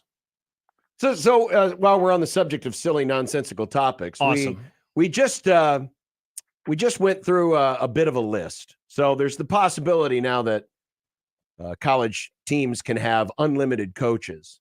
What if a program decided, hey, the guys who are really good at coaching, they'll coach, but they don't have to recruit. We'll just go out. We'll get ourselves a hired hand, a bunch of guys to go out and recruit. Nice. So if that were to happen, if you went back through the history of Nebraska football and said, here's a couple of guys who, man, these guys would have been great if all they had was a clipboard and a whistle and a whiteboard to write some plays on. And this dude, coaching not so much, but man, that dude could sell his ass off. Who are some names that come to mind as recruiting only coaches and coaching only coaches? Let's see. More recently, Dante Williams would be a heck of a recruiter. Yeah, that name came up. If asked, that he was in kind of the rotating cast of characters at defensive back. Yeah. So, the defensive backs coach. So I'm trying to think who else. There were a number of guys that would probably fall in that. Like, I mean, Bob Elliott way back when, but I know he didn't really get to coach much, but he was always a guy that it seemed like that was more skewed towards the on-field stuff than anything. Yeah. Oh man. Here's a name that hasn't come up yet. And I think the first one is for coaching only. I don't know, but Marvin Sanders for a coach or recruit, was he that good at? I mean, he was pretty good at both. Yeah. What do you remember him more for? That's from David. Would you have wanted John Blake just recruiting? Oh yeah. Oh yeah. He was. He was the first name, and we said it at the same time. Yes, we were thinking that right away. Yeah. And I threw Bo out there as well. Yeah. Yeah. Bo is a coach only. Yeah, that's a good one. I mean, I have a lot of respect for what Bill Bush does. I mean, he's a heck of an evaluator and a recruiter. I mean, obviously pretty good on field too, but right. If you could just turn him loose as an evaluator and recruiter, I'd be kind of interested to see what that would look like. But those are the ones that kind of come to mind immediately, unless I feel like there's somebody I'm like completely missing here, but I don't know that there was anybody really on Frost's staff that I would say one way or the other. Bruns, going back to current day Husker football. So the Matt Rhule interview with Joel Klatt's making the rounds. I don't know if you've had a chance to watch any of it or certainly take any. I have, yeah. Okay. So the quote, I was kind of rereading some of the stuff from it this morning, and the part where he says, "I expect us to make a massive jump from year one to year two." How do you think he would define, he being Matt Rhule, how would he define massive jump in terms of wins and losses? Or would he define it in a different way? I don't know. Well, in that same answer, I think he had it was like at a minimum, they need to be a bowl team. So that's your floor. Oh yeah. I don't know. I mean, in that interview, he was talking about kind of being on the, what it would look like if Nebraska was on the fringe of college football playoff consideration. I mean, that would be a massive jump to me. If you get to, let's say, like that USC game, and because I think that's like first or second week of November. If you're heading to Los Angeles and you're like kind of on the fringe of that conversation, are we calling it on the bubble? Like, have we decided? Great question. Yeah. What's the nomenclature? Yeah. We need to get everybody together and talk about that. But if you're kind of in that ballpark at that point, that to me is like a big step forward. I don't know if he would define it that way, but I was, I don't know. I was also not surprised, but it caught my attention how much he was already talking about year three also in that interview, and making that step this year. And then also absolutely in year three. That was the first time I kind of like, oh, okay. We're already looking ahead that far into this thing, but I think I would define, a big step forward as kind of playing really meaningful games in November. I think that's kind of how I would describe it. Michael Bruns joining us, Husker247.com. Did Chase Lofton pick Nebraska because there's just too much talent right now at Nebraska at tight end? And then I guess Florida State. You said, did he pick Nebraska? I'm sorry. Yeah. You're right. Yeah. Pick Florida State because Nebraska has too much talent. And I guess if the answer to that is yes, does that imply that Florida State doesn't? I never got the sense that he was ducking anything at Nebraska. I mean, I think Florida State's probably got a fair amount of talent on that roster as well. For whatever reason, I think, when he made that visit to Tallahassee, I think something really kind of clicked with him there. And he, among kind of the other in-state guys in this class, always kind of felt like a guy that was at least, kind of entertaining the idea of maybe what it would look like elsewhere for a good amount of his recruitment. And, I don't know that it was, ducking anything or anything like that. I mean, I think, Nebraska's got talent at tight end, without a doubt. But, I mean, it's not like you have like a ready 3 deep of guys that are just kind of lined up to start. I mean, I think there's guys that, 2-3 years out from now still have some question marks about what they will ultimately become. So I don't know. I mean, as much as you'd like to have every in-state guy join your class, I mean, I just think nowadays with the way so many schools recruit Nebraska, the state of Nebraska, you're going to have some of those guys that just want to go elsewhere and see what that looks like for a little bit. So I think that's a little bit more of kind of what it came down to. Do you think Bruns is the reaction, I guess, what it is with him just because of the maybe June not going as well as people had hoped it would on the recruiting trail? Yeah, because I think that's part of it. I mean, it kind of came in the midst of some guys going elsewhere, and he being a high-profile in-state guy at a position where you feel like Nebraska can be kind of competitive. I mean, I think that's probably part of it. I don't know. It's in-state recruiting right now is really interesting. I mean, you've got Matt Rhule and his staff that are really, I think, doing a pretty nice job of really evaluating, really recruiting these kids hard. And, at some point, there's kind of only so much you can do. You know what I mean? Like, if the kid wants to go somewhere else, I mean, that you can kind of only do so much at the home state school. I mean, I do wonder in some cases if Nebraska kind of has to be careful to fight against the, well, you can always kind of come home kind of thought process that, you might get sometimes, especially with kids that are nationally recruited and have, big offers elsewhere. Michael Bruns joining us here on the 42 Degrees The Source hotline. Heinrich Harburg made the top 24 most indispensable Huskers. Good Lord, that's starting already. I know, John. See what you've done, It's Josh? almost like the football season's around the corner. How much of that next month? How much of Harburg being on this list says something about the fact that, hey, he's the backup quarterback. We know how much Nebraska has to rely on the backup quarterback versus what he can still give the team if Rhule were to stay healthy all season. It's a little of both. We were the 3 of us were kind of split on this. I think Brian had him a little bit higher than I did. I had him at like 22. Schaefer left him off his list.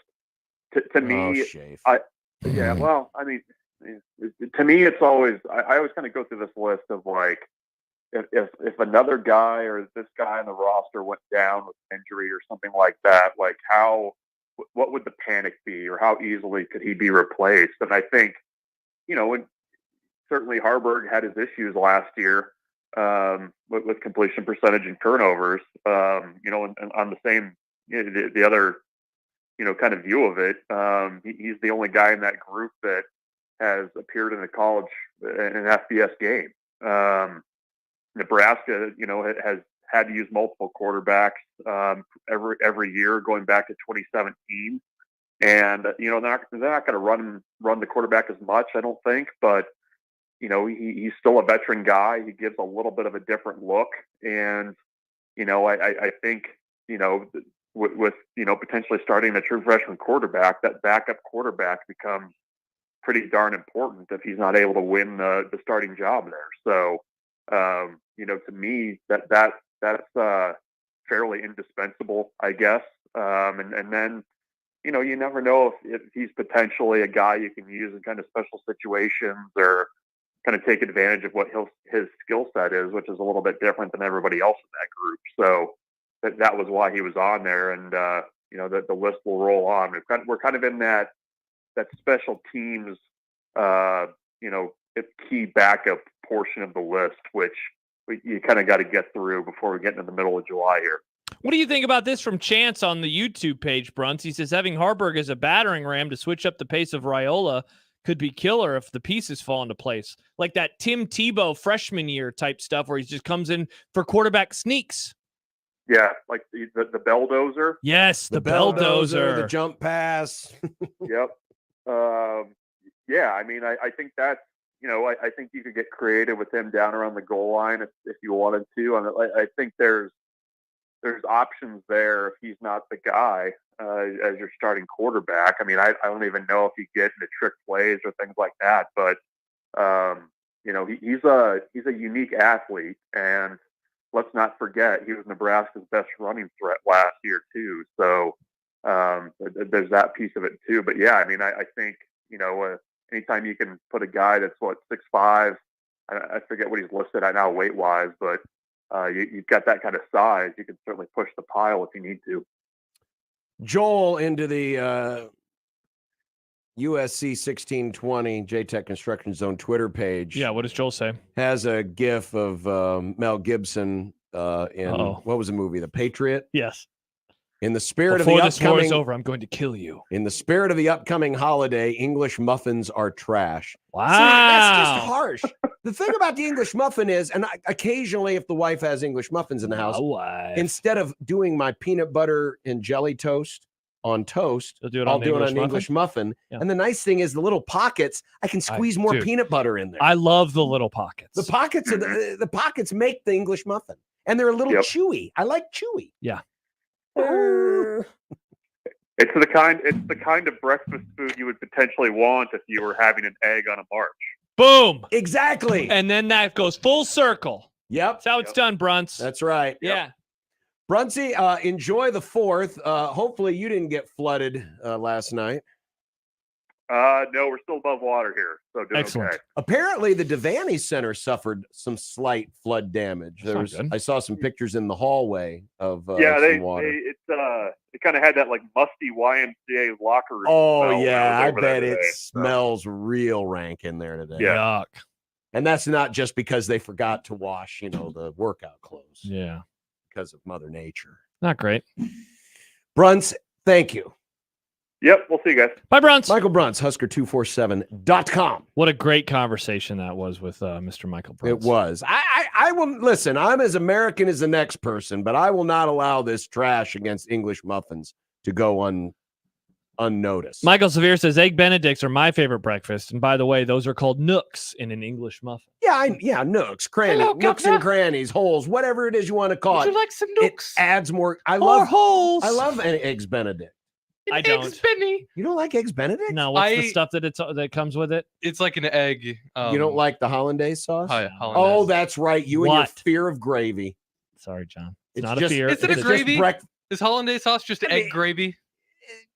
It's egg gravy. It's gravy like. It's of gravy. It's of gravy. I'll be honest, I've never ordered it. I actually might not have ever had it. It's like a second cousin of gravy. It looks weird to me. If you've never had it? I don't think so, actually. It's delicious. I think you'd like it. Yeah, all right, I'll maybe. try. I've had it once. It was fine. I just don't want to order it and then be like, oh, this sucks, because then your meal is ruined.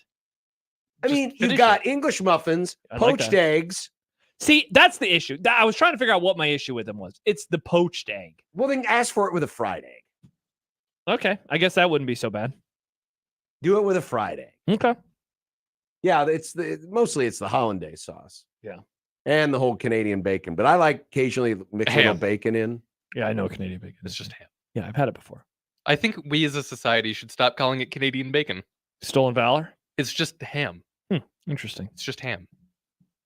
Yeah, I always question why my wife thinks she has to buy the Canadian bacon. It's just my wife. Get some ham. Or like it's the same damn thing. Ham steak. That's just thick ham. It is.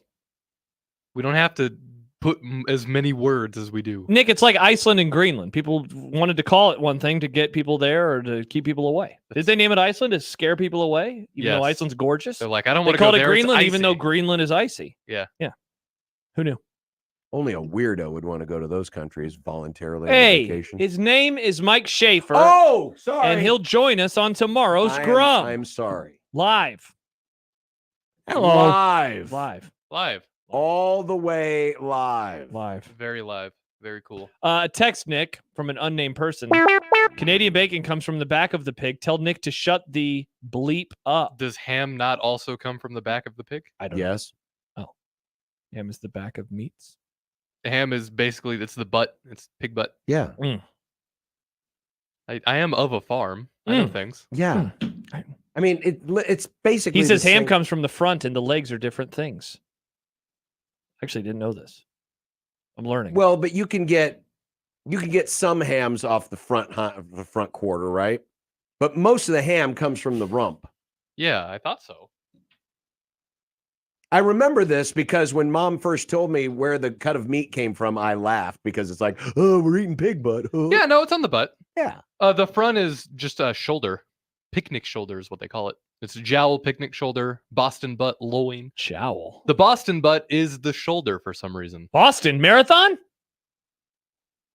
Celtics. Oh, no, John, why? Well, they're champions. Oh, I miss 80s John, who hated the Celtics. What about Red Yeah, but Sox? Baylor Shireman's now a world You champion. see his number? You see they have his, they gave him Yeah. his number? Gave He's him the double 55. nickel. We should call him the double nickel. You know, there's going to be That's people in 10 Boston. cents. I guarantee you someone's Good job, going to Nick. make this take on one of those myriad of Boston radio shows. Yeah, you know, you're watching Sherman out there. If you squint really hard, that looks like a 33 out there. Oh, Lord. They do love their white players in Boston. They're going to love Wonder Baylor. why. They're going to love Baylor. He is. What are you implying, John? Because he does like the dirty work in a lot of ways, like Kevin McHale does a lot of the dirty work. Kevin McHale, wild armpit hair, Nick. Wild. Yeah? Oh, yeah. Let me see this. Yeah. Very sweaty man. The Celtics, yeah, they did. They had, I mean, Larry had his own issues with skin problems. And of Oh, course, yeah. Dennis Johnson had the lots of freckles. A lot of freckles, yeah. Bill Walton was just Bill Walton. May he rest in peace. Oh, May he yeah, rest that in is peace. armpit hair. Oh, were you around for Bill Walton passing? That happened right before you were at the College World Series. Yeah, so that happened before the College World Series. Like the week that you were off? Yeah. Do you want to opine? No. I was here when. Oh, okay. Bill I Walton couldn't passed. remember. Yeah, we talked. Okay. We talked about it. Okay. Trying to think. Parrish. They're just very unique dudes. Parrish. They were a good basketball team. They were. They did win. The They NBA won a lot. They won 3 of them. Just 3. Lakers, 5 in that era. Go Lakers, baby. Showtime. Coming up. What do we got? Well, Sip. Awesome. Good get, And Nick. the hype monster is really hungry. Yeah. And here Don't comes worry. Andy Staples to the rescue. I got Oh. some grub. Here's a Photoshop idea for you, Nick, director of video. Okay. Andy Staples' head on the guy in Jurassic Park who's sitting on the toilet, and then the Tyrannosaurus Rex is called Hype Monster. Do you not remember the scene? He ate him. The hype monster's not eating Andy Staples. Staples Oh. is just feeding the hype monster. I my mean, bad. in turn, though, that did feed the T-Rex. I don't think he really ate him. He just bit Fine. him What in if that half and said like threw him. 10-2 Nebraska? No. That seems wasteful on the T-Rex's part. If you're going to bite a dude in half, eat that half. Do you really think dinosaurs gave a crap? T-Rex eats. They could do whatever they want. They didn't care if they Man. were wasteful. T-Rex eating human Libs would have Jurassic hated Park. the dinosaurs. The dinosaurs? The dinosaurs. Why? How come? Well, because when the dinosaurs died, they turned into oil. Libs hate the oil. You just don't want it to be pumped back into the environment, John. We want a future for your kids and your kids' kids. My kids are here. They have a future. What It's about right their now. kids, though? It's There you go. right now. I got a picture of the T. Oh, that's not it. What about when your great-grandpa John? John will care. Great-grandpa Bishop. They'll still be here. There we go. Look, the T. There's the hype monster. Yes, I know, about but to eat. I know, but that would imply that the hype monster is going to devour Andy Staples. Which So who does the hype monster eat then? The takes? It's like a Phil Steele magazine. God, this show is deteriorated in a hurry. Well, it's July. We should go to break. 16:20 zone.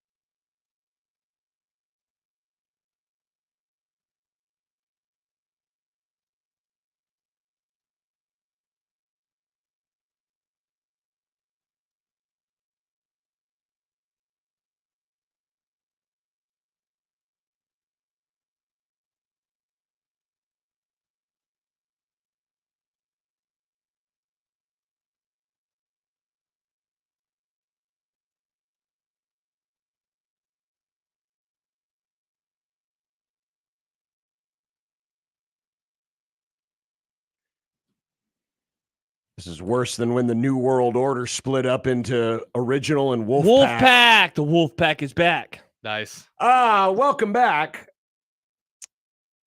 Andy Staples, who now works for On 3, did his 10 predictions for the upcoming college football season. Apparently, he was copying off of Josh's wish casting because his very first prediction was this will be the most electrifying college football season since 2007. Everyone's like, oh, man, I can't wait. I hope we have another 2007. Oh, here we go. Classic John doesn't like college football anymore. No, it's here not we that. go. Here we go. It's not that. You think It's we're not overhyping ourselves for this season? I think so. No, we are not. I think Save it for Friday. This is a Friday debate. Embrace debate. It's Debate a 12-team playoff. It's going to be awesome. This season's going to rock. we'll see. I mean, I'm not saying it's going to be bad. It's going to be awesome. I'm not going to oversell it and make it out to be the. I'm underselling how great it's going to be. It's going to be the best season. No one has ever seen a season that's good. It's going to be awesome. We're going to be so excited. Oh, man, that 12th team versus the 13th team. Oh, darn. I can't believe Boise State didn't get in. You watch college basketball. You are unable to criticize a sport that has a 12-team playoff for that reasoning. Get out of here with that criticism. Boo, boo, boo. You talk about Bart every 5 seconds during college basketball season. Bart's a decent guy, but I'm also a big fan of. So now Bart's only a decent guy. Wow, Bart interesting. Bart, he was your hero. I would have cuddled up with you. You wanted Bart. to vote for him. The second prediction, 5 SEC teams will make the first college football playoff. Are you ready for that? Does that make you excited? Didn't I ask you that question recently? How likely that is to happen? That could definitely happen. That is very likely to happen. Not very likely. I'm going to skip number 3 because that's what the main point of this. Ooh, number 4. Number 4 is stanky. What's number 4, John? Colorado will make a bowl game. Andy Staples, you're drunk. Nasty. They did win 4 games last year. They won 4 games. Nebraska won 5, and we're treating them like they're kings. And now they're going to be in a different league where there's more, probably, dare I say, a better depth of teams. Interesting. Than there were in the old Pac-12. Interesting. They better lose that game in Lincoln. Number 5, Miami will play in the ACC title game. Boring. Fins up. Oh. Not that Miami. Fins up. Arch Manning will start at least one game for Texas, but Quinn Ewers will remain QB1. Care. Thank you. But he's a Manning. That's a dynasty. He is a wow, Nick. Wow, one rule changes with the Supreme Court, and now Nick wants kings and dynasties. This one I couldn't give 2 craps about, so I'm not even going to mention it because it has to do with an overrated trophy. I don't remember which one that was. What was it? It had to do with an overrated trophy. Okay. One that has way too many people voting on it and never goes to anyone who doesn't. Oh, that trophy. touch the Da. football. Yeah, don't care. Number 8. Ooh. Baylor's Dave Aranda will be this season's version of Neil Brown. For those who are like, who's Neil Brown, first of all? Who's Neil Brown? Coast of West Virginia, was on the hot seat last year. They had a really good year. Yep. Including he won the Mayonnaise Bowl, and he had mayonnaise dunked all over his body. He went really kind of deep here. Number 9, the most productive tailback duo in the country likely will be at Ohio State. Okay, this isn't even a prediction. I mean, yeah, it is. No, it's not. But don't count out a pair of transfers at Missouri. That's not a prediction. That's an observation. I guess that's true. Hard to argue with that. One more prediction at the end, though, before we get to the main. Liberty will go undefeated, be left out of the college football playoff. Oh, boy. See, that's awesome. What a season, John. What a season. Well, and then you know what will happen if that wow, happens? you want Liberty to fail. Nick, you want Liberty to succeed? Are you again? Yes, I want Liberty to succeed. Nick, I never thought Nick would be a fan of Jerry Falwell. Are you against these athletes being successful? Nah, they shouldn't have gone to that stupid school. If that happened this year, the political that'd be pretty interesting.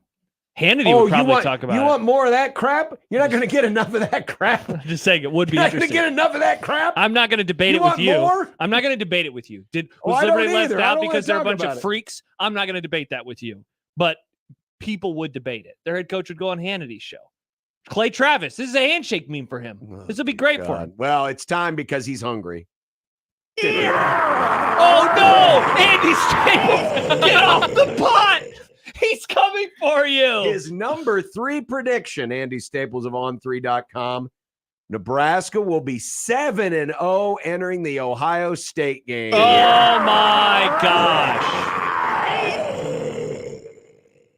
I like that he puts a qualifier right at the beginning. I get it. You're tired of us pumping sunshine for Nebraska during the offseason only to watch the Huskers fail once the games begin. But you didn't get a lot of sunshine in this space last offseason. I was also just as mystified as most of you and many of my media brethren picked Nebraska to win the Big Ten West in Scott Frost's second season. Well, people forget Scott Frost said they were going to be really dangerous in year 2. People do forget, but you haven't because you have the column saved. I do have the column saved. Yeah. But as Staples writes, Matt Rhule's second season does feel different. Oh, here we go. What? First, we've got Rhule's track record.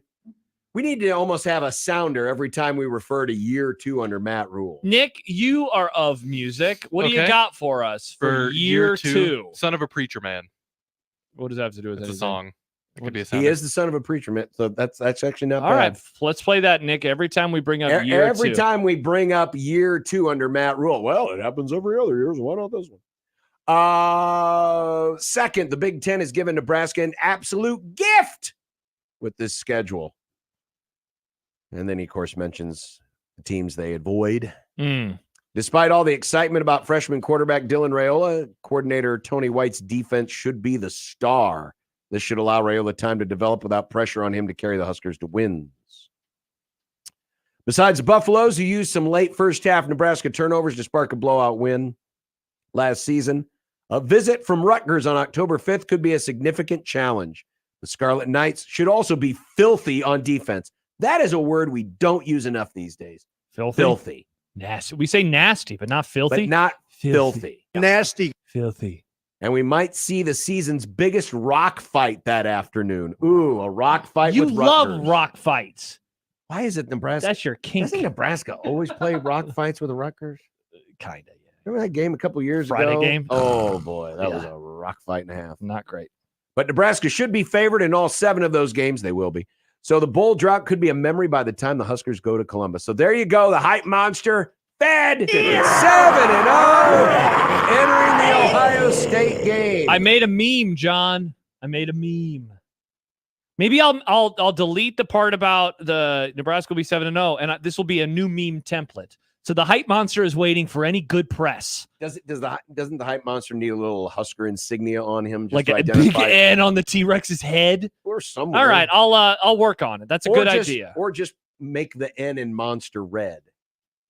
Make the M. The N in N. monster. Oh, that's an red. excellent idea. I'll work on that. That's a good idea, That's John. the Husker hype monster. Okay, I like what you're cooking up here, John.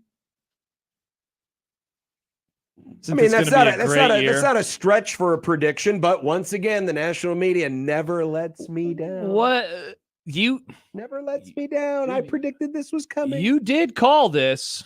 You did call this. And Andy Staples has been around the sport for a while. He's been a friend of the Grum before, so it's not like that's just some random podcaster from Random Kalamazoo. podcast. No. Kalamazoo. I've been to Kalamazoo. This is a legit national media guy, and he has fed the hype monster. I hope old Agnes is satisfied Interesting. with this feeding of the hype monster. Mm. And now let the panic begin. What panic? Because a media member said something Oh good. no, someone said something good. I'm going to be afraid. Man, I mean, we've established, we've gone through the different people weren't so scenarios. damn I mean, afraid, Nebraska John. will be favored in the first 7. I mean, they are, at least as of the moment, according to the power rankings, they are going to be favored in the first 7 games this year. That's not incorrect. So get used to it. Mm-hmm. That said, I still can't pull the trigger on, well, if they start 5-2, it's going to feel like a failure. Because that would still only put them 1 game away from being. But what if they eligible. lose the rest of their games, John? Then it'll be just like last year, and we can all slam our alarm clock when it says, "Good morning, campers. It's Groundhog Day." We can all be Bill Murray and stuff our face full of powdered donuts. What a movie. Nice reference. And dream of Andy McDowell. Well, I hope that they don't let you down because that'd be bad. I don't think they're going to let me down. don't I'm the think first so? person to say I'm feeling it this year. Yeah. I think they are going to win their 8, maybe even 9 games. Maybe. Wow. I haven't settled on the exact Look at prediction, you. but You I are feel really like playing both sides here. I think they're going to be good, but if they're not, you can't get mad at me. Don't yell at me if they lose to Colorado in week 2. No. I'm not saying don't yell at me. I'm just saying don't panic. Don't yell at Matt Rhule. Just don't panic. I think we need to Please change. don't treat it like last year when half of you were jumping off the boat going, oh my God, why did they ever fire Frost for Yeah. this guy? They Oh, were. all those people from Carolina were right. All those people I was trolling all off season on the Red Sea Scrolls about how your franchise sucks and how Matt Rhule's really not a bad guy. Now all of a sudden I'm agreeing with you. Yeah. That's what I don't want because that was ridiculous. It was lunacy. That was absolute lunacy. Yeah, it wasn't very good. Absolute lunacy. All right, I finished making my meme. Good. I wonder what you think about it. So it's I'm sure it's oh, do you want me to show it to you? I have to finish the end. Hype monster. Oh, that's very good. Isn't that fun? All That's right, cool. good. All right, cool. Very cool, cool. good. All right. He used the Iron N. Yeah. The one that they shouldn't have as a logo. They If- should use the helmet one, but You said Iron N. Iron N. What did you think I said? Well, there's a lot of things that start with iron, John. Iron Eagle. Oh. Yeah. Iron Eagle. Iron Eagle. Ian Eagle. Hmm. Iron Curtain. Oh, is Steel that what wall. you were going for? The The Iron iron- The Curtain. steel wall. The steel wall. All right, I'm tweeting out if you want the I forgot that you called it the steel wall. I think it's more effective. No, it is not more effective. You would want it. You'd rather have a wall than a curtain. no. It was a play on the Iron Curtain. It was the Steel Curtain. Mhm. It's a cool name. We don't have enough cool names for our defensive units anymore. the last defense Yeah, that let's had nickname our units. the last defense that had a nickname was the Legion of Boom. I think you're right. They were. And of all the crap franchises, it had to be that one. yeah. But at least they had a nickname for their defense. Who was the Legion of Boom? That was the Seahawks. The Seahawks. They were Oh. awesome. Oh my gosh. What years? They won the Super Bowl in 13, but they were good in 12, 13. Oh, and was that 14. the Russell Wilson season? And then they crapped down their leg right. Yeah. because, Mr. 9/11 didn't actually happen or was an inside job. Said, oh, hey, let's Passes can't melt steel beams. And then he threw it and they lost. What an idiot. Dude, it was stupid. The one time I asked for the stupid Seahawks to do anything of note, and they choke. Yeah. It's why you can never be respected. Yeah, Nick, it was the perfect scenario for John because we logged on the next day and he got to be mad at Seattle. Yes. But also call them idiots. Yes. He was able to play both sides. It was great. Yeah. But it wasn't because freaking, because that was the first win of the next run, right? Correct. The Patriots did not won a Super Bowl in a decade. Patriot. And Because then they won 3 in 5 years. Because I truly wonder People if they forget would about have Tom won Brady. those other two without that first one. Yeah. Because it was another Super Bowl where the defense got after Brady. It was Yeah. really difficult for him. And even then, the Patriots took the lead and the Seahawks had an insane catch. You should Google it, Nick. You know what? The last drive is pretty I wild. think the Patriot Dynasty was an inside job. Interesting. Oh, And it was Pete Carroll that orchestrated it. Mm, another thing wrong with Boston. Him and Darryl Bevel. Moron. nice. See, it's July the 2nd. We can just randomly just go on tangents about stupid idiocy in sports, There you go. which is what we do here on this Grum. Very well. Mhm. Speaking of stupid idiocy, well, not so much idiocy. Well, the idea that, conferences are dying and people are moving around. But at least Oklahoma had some fun with it yesterday. Fun. Okay. And we'll have that for you before Steve Sipple next on 1620 The Zone. Nick Grimm for Circus Sports Iowa. Did you know that right now Circus Sports Iowa has lines up for week 1 of the NFL and even some for week 1 of the college football season? The Chiefs are minus 140 at home versus the Ravens. The Eagles are minus 120 in South America. And the Aer Lingus Classic has the run total for the Florida State and Georgia Tech at 55.5. Football is coming, and it's coming fast. Make Circus Sports Iowa your home for all things football this fall. The tight money line splits means their lines will be a little more accurate compared to some of the others, and that means more winning for you. And while you are winning, they won't limit your account or punish you for it. Other guys also like to do that. And if you want to keep winning, also check out Circa Survivor and Circa Million 6. Combined, they have $16 million in total prizes. Circus Sports Iowa is your hub for football this fall. If you or someone you know may have a problem with gambling, call 1-800-238-7633.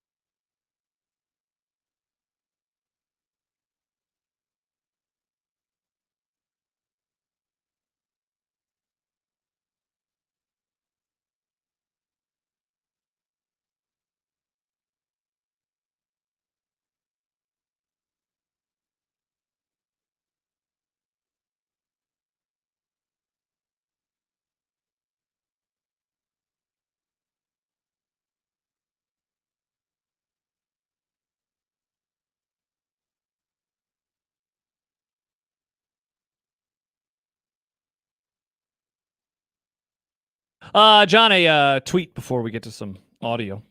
Sam writes, one problem with Rhule is very limited offseason content. No forced apology press conferences with the AD next to him. No hungover media days without an opening. No trying to duck non-conference opponents. Boringville.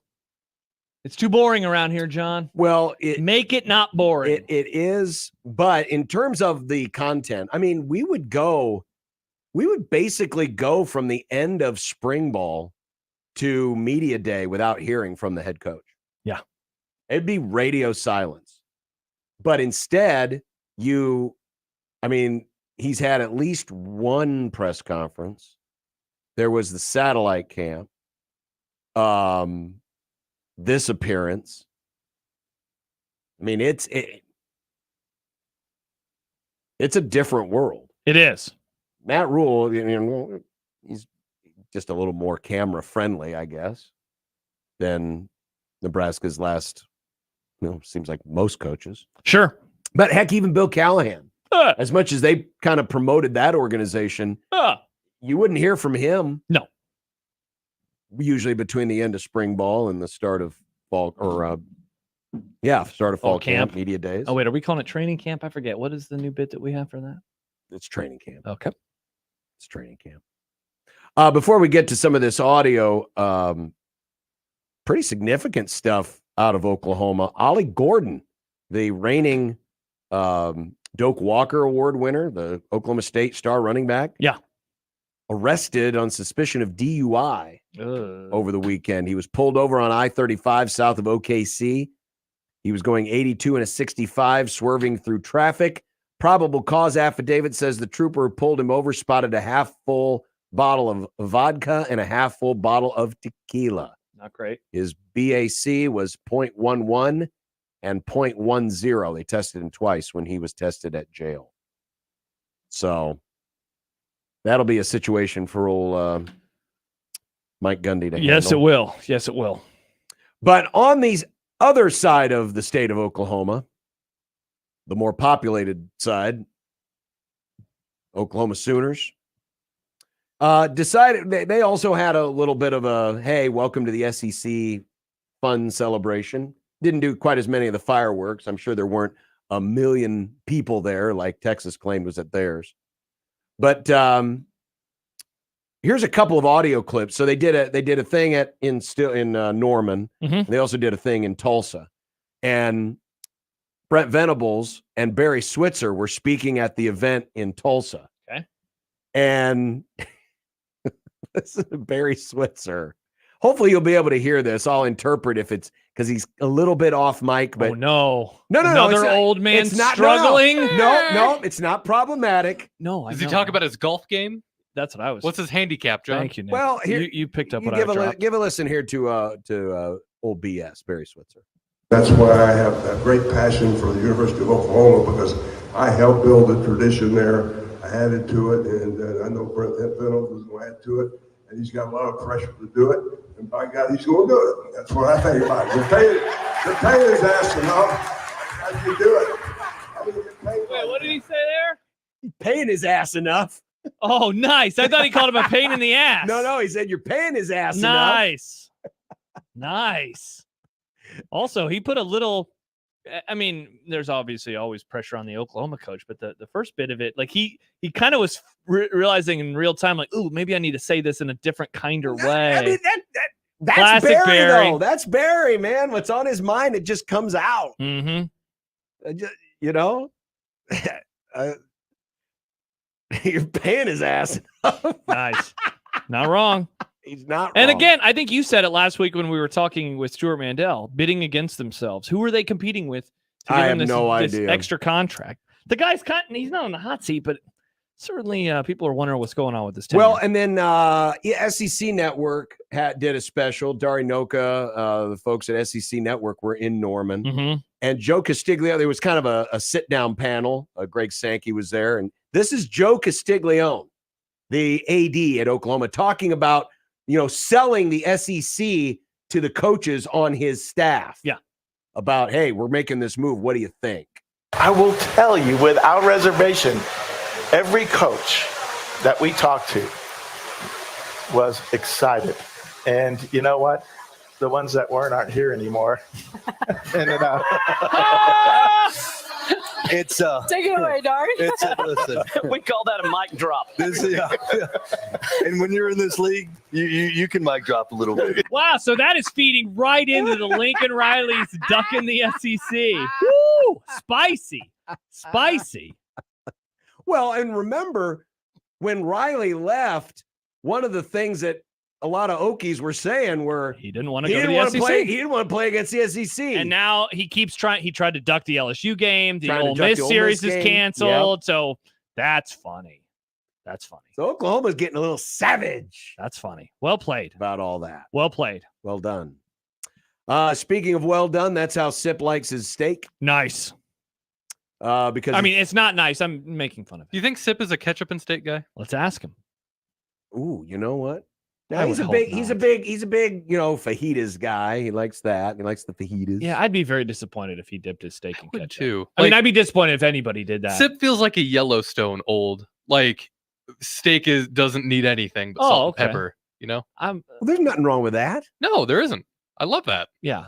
That's what I'm saying. Without Well- ketchup, so well, that's why it would be you disappointing. implied is that you were saying Yellowstone. As No, if I it didn't was say it like some that. I just said it as a very way to. snarky. I said it as a way to define an archetype of guy, Yeah. like a Yellowstone. He guy. is a fan of Like a Yellowstone. real man. Wait, I don't think he liked Yellowstone. Actually, I think he found it No? boring. Oh yeah. Yeah, I think so. I think he watched it and gave it a C. He didn't like it compared to what was the show on Netflix that he really enjoyed? The one with Squid Jason- Game? No, Drive to Jason. Survive? No, he would not watch Squid Game. Ozark. He loved Ozark Oh, Ozark okay. is good. until the last season, Yeah, that which got, was bad. that got weird. Yeah, it was. That got really weird. Yeah, indeed. Sip is Anyway. next. 1620 zone.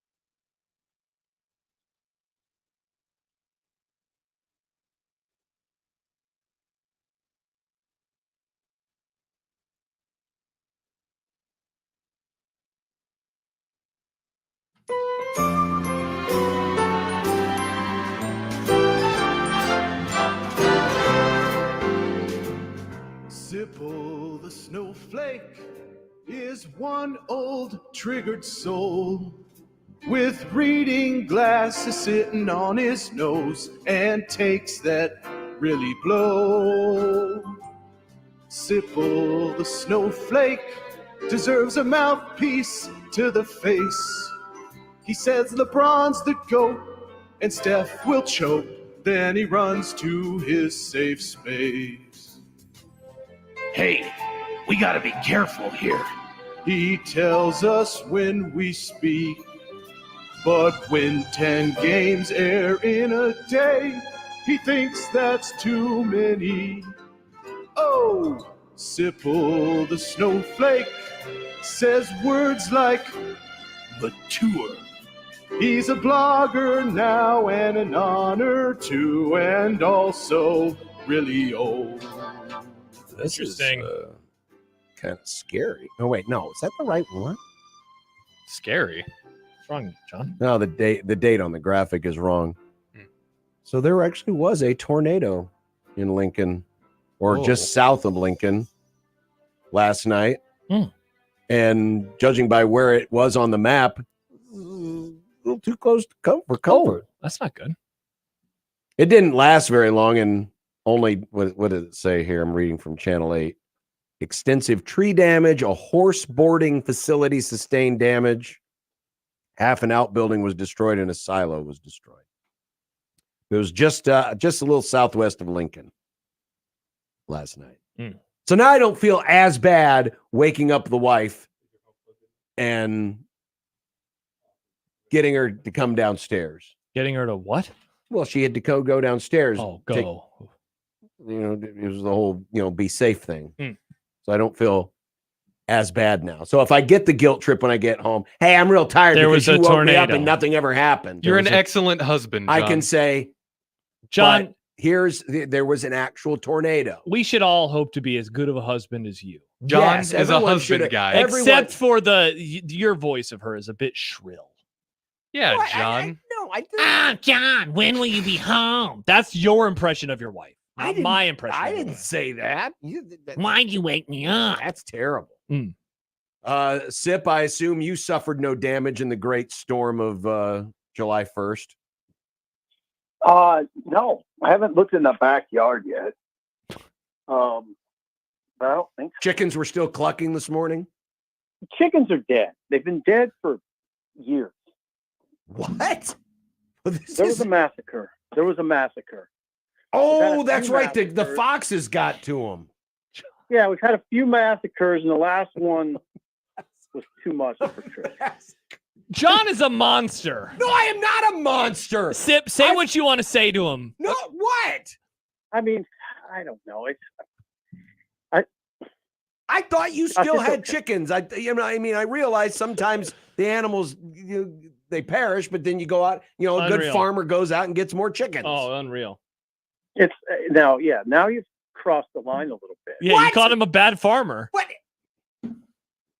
I thought Because you still they're had pets, chickens. John. They're not. We don't raise them for livestock.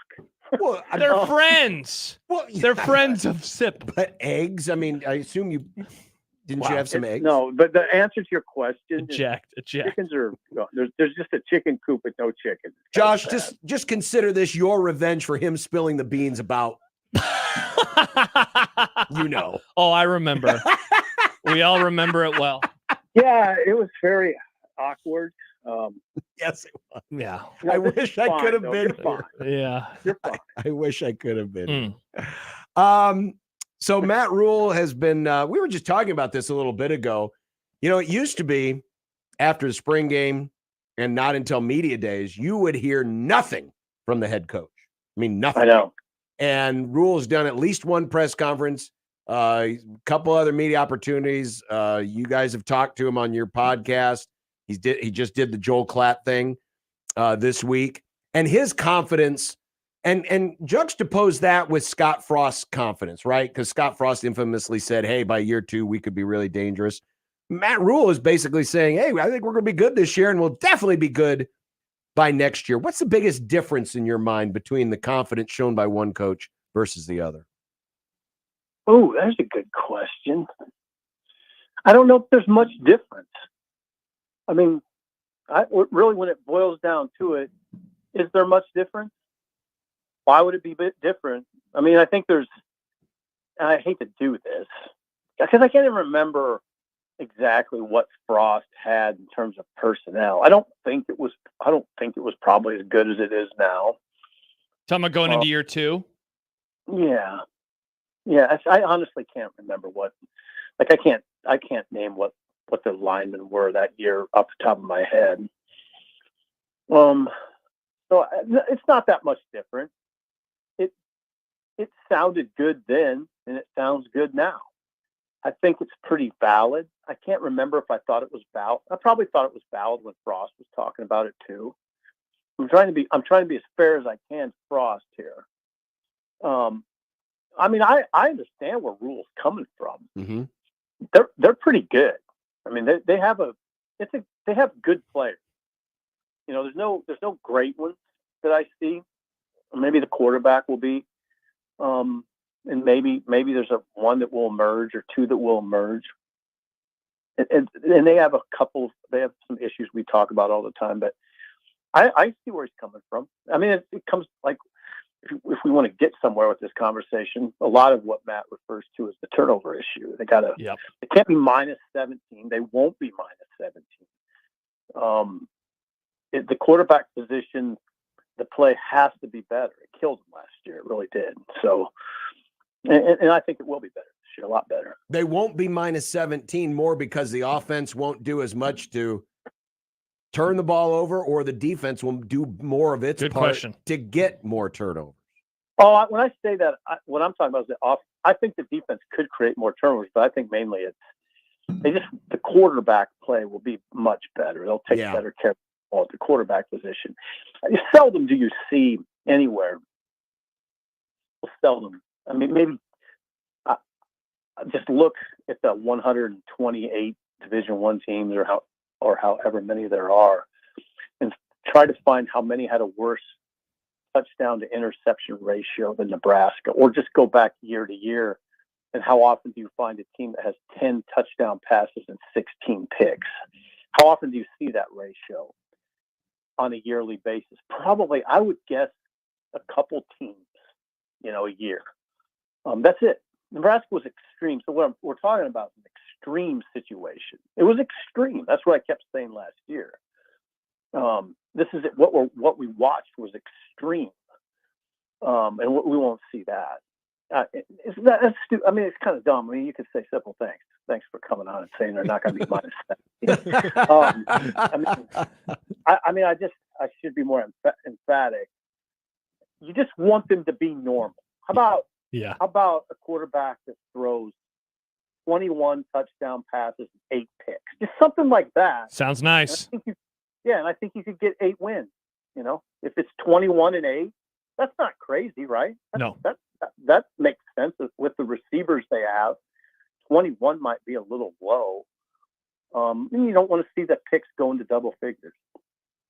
Sip, it seems like in the Joe Klatt interview that one part stood out to you like it did me, and that was the confidence that Rhule had. There was the part where, he didn't really want to come all the way out and say it, but he still mentioned how much he believes in the team this year and, what they could maybe do. And you wrote in your column, I've spent some time around Nebraska's program this summer. There's an unmistakable confidence, and it starts with the leader. I wonder where you think that has shown itself this offseason. Well, I see, what I'm talking about, Josh, is camps. When I'm over there, It's not like I'm just, hanging out. I don't exist in a bubble. So you talk to the support personnel, assistant coaches, a lot of the assistants in Texas. There are 8 assistants on that Texas trip we made to the satellite camps. A lot of time. You just have a lot of time to talk, so. And then at the camps, it's kind of the same thing. And there's no doubt that the staff is really confident. It's genuine. And again, it's not, I don't think it's misplaced at all. I mean, they have some stuff over there. They had a top 10 defense, right? You watched it. It was good. They played a bad schedule. They played some bad offenses. And I get that, but you always have to add that, but you also have to just trust your eyes. They were good. it's a good bunch of players. They rally to the ball. They could have been better, and I think they will be better. So what will that look like? It might not be as good statistically this year because you have Ohio State that could put a big number on you and skew the stats. You have USC that could put a number up there. Not that they would put a huge number, but it'll be different. Offense, again, well, we covered that. I've been saying it for weeks. But special teams is a concern. I mean, their punter, place kicker, I don't know exactly what to expect from those guys. And they have a new long snapper. So, but yeah, I mean, they're. I mean, what Matt says is what resonated with me is they're dangerous. They'll be dangerous to a lot of teams, but can they turn danger into wins? The question. The exact word that Scott Frost used will be dangerous. Yeah, it is. A lot of it, again, it'd be an interesting study to go back and look at that. In fact, I'll do that. Look at the personnel that Frost had going into year 2 compared. I don't know what it looked like compared to this. And Sip, the biggest difference was when Frost said that, he hadn't even coached a game at Yeah, his Nebraska quote yet. was from before year 1. Rhule's got a year of coaching at Nebraska, so he knows the players. Yeah, he's got a pretty good idea of what he's got and what he's getting versus Frost, who, was just really getting started. Hey, Sip, let me ask you this. How much of this just comes down purely to quarterback? Because you just ran through a lot of the things that you buy into the team this year, and I think that I agree. I think the lines will be good. I think the defense is going to be good. But, is this so much just placed on they're not going to turn the ball over, to go back to John's first question, a million times, and that is going to be a huge uptick in just wins? They have a quarterback with special arm talent. You know that. You saw it, right? Yep. You saw it on film in high school. You've seen it in various places. He does. He's got special arm talent. There's no doubt about it. He's very poised. He understands how to read defenses. The package is there. And now here's the other part of it. I don't think they're great at running back, but I do think they have a lot of good receivers. And again, I'm not saying that this is Ohio State. I'm not saying there's an all Big Ten player. There might be. I don't know. Like Fedoni makes you wonder, right? I mean, Fedoni's. If he's really over the knee problems, he's very alluring. Okay, Banks, Nayor, Jalen Lloyd, Malachi Coleman, Alex Bullock. It's a pretty good bunch of guys. And I could keep naming guys. That's the key. You throw Carter Nelson in there. There's weapons. Okay. Now you have a quarterback that can get the ball to a lot of different guys. I think that part is the most exciting. Is they just have to have a representative running game. Just have a representative running game. One that keeps the defense honest, and then let Rhule go to work with that bunch of, they have a lot of weapons at receiver. It doesn't overwhelm you, but there's enough of them that you say, yeah, they can get some stuff done. What does a representative running game look like? I mean, is it like 4 yards a carry? Third and short, you can get it. Okay. Get good yards on first down. Put yourself in position. Don't get behind the sticks. Put yourself in good position. Don't get behind the sticks. I'm not asking for anything crazy because I don't even think they're capable of anything crazy. I don't see it. I hope they prove me wrong. I think it can be a representative run game that keeps defenses honest and allows that passing game to flourish. I don't know. I don't know if this is crazy or not, but to me, the thing I am most curious about isn't how Dylan Rhule looks in the first year as a college quarterback. For some reason, again, this could be some blindness, a little bit of rose-colored glasses. I think he's going to be fine in that aspect. Yeah. He'll have his issues, but he'll be fine. To me, the bigger question is, how is this running game going to look? And can it be, as you said, respectable? To me, that's the most fascinating question about what this product looks like on the field in 2024 to me. Okay. I don't want to act like we don't know what we're doing here. We know they're pretty good. They got, I think Ramir Johnson can run the ball. we saw what Emmett Johnson can do. Gabe Ervin, if he's healthy, is a good back. They're good. The offensive line should be good.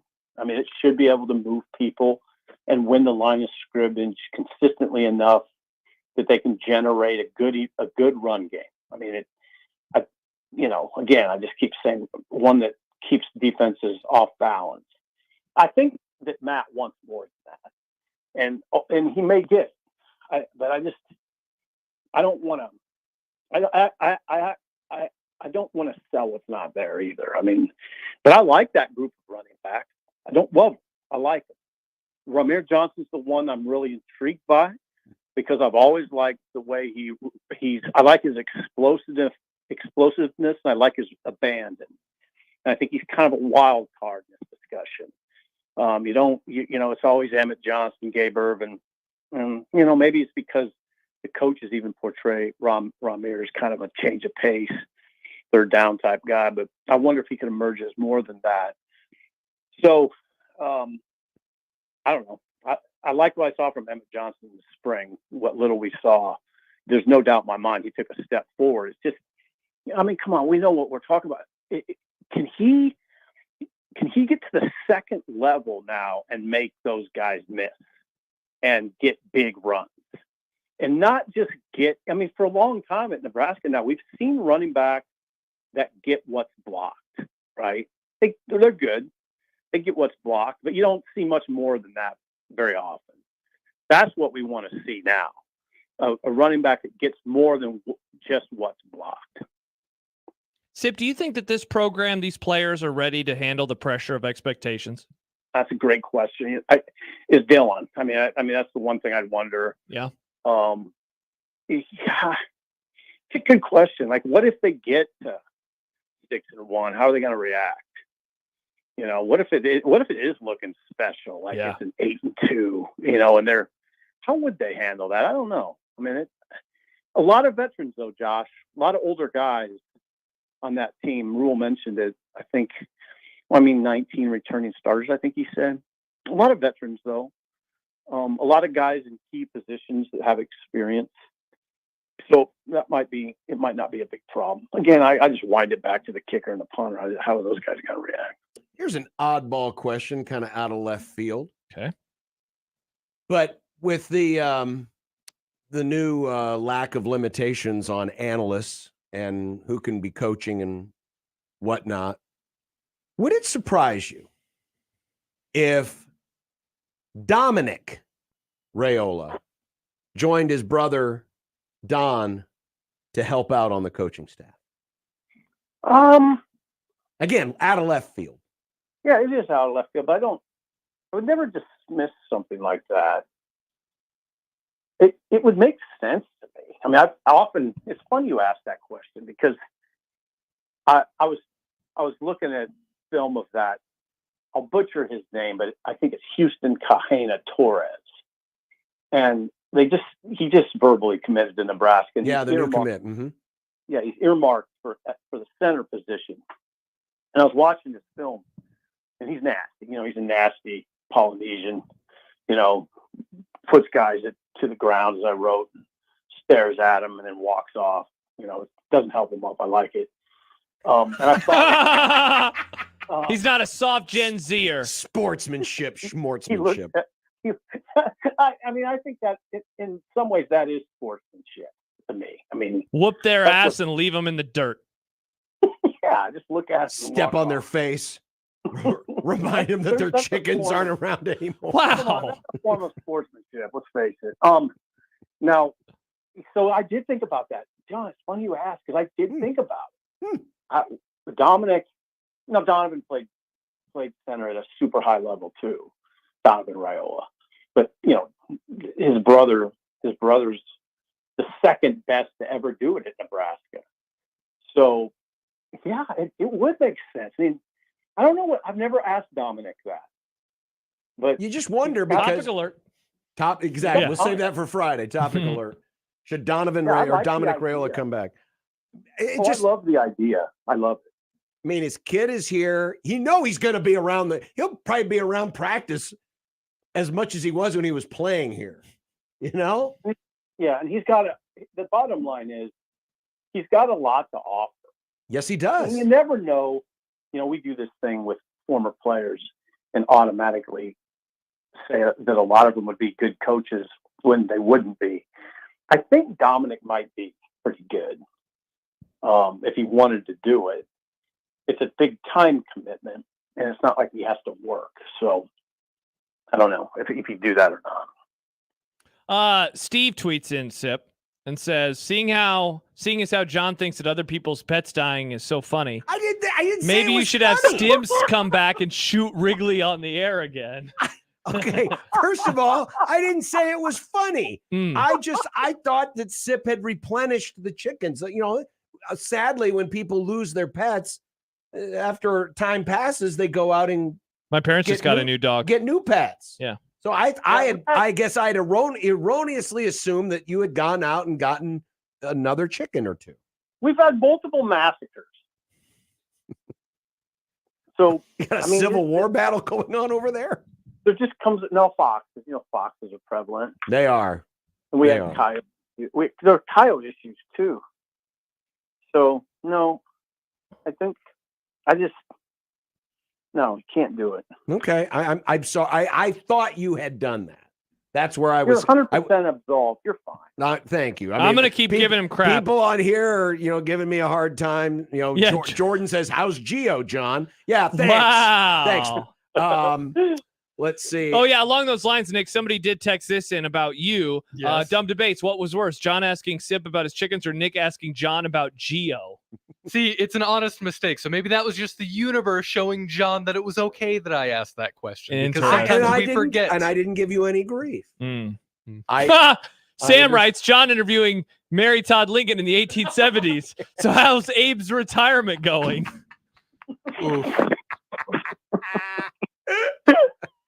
Oh, John's fine. Did you like the parade, Jackie? Yeah. Oh, how was Dallas? I love that city. Good God. John's hanging out with Yoko Ono. Have you read this book? I've heard it's a classic.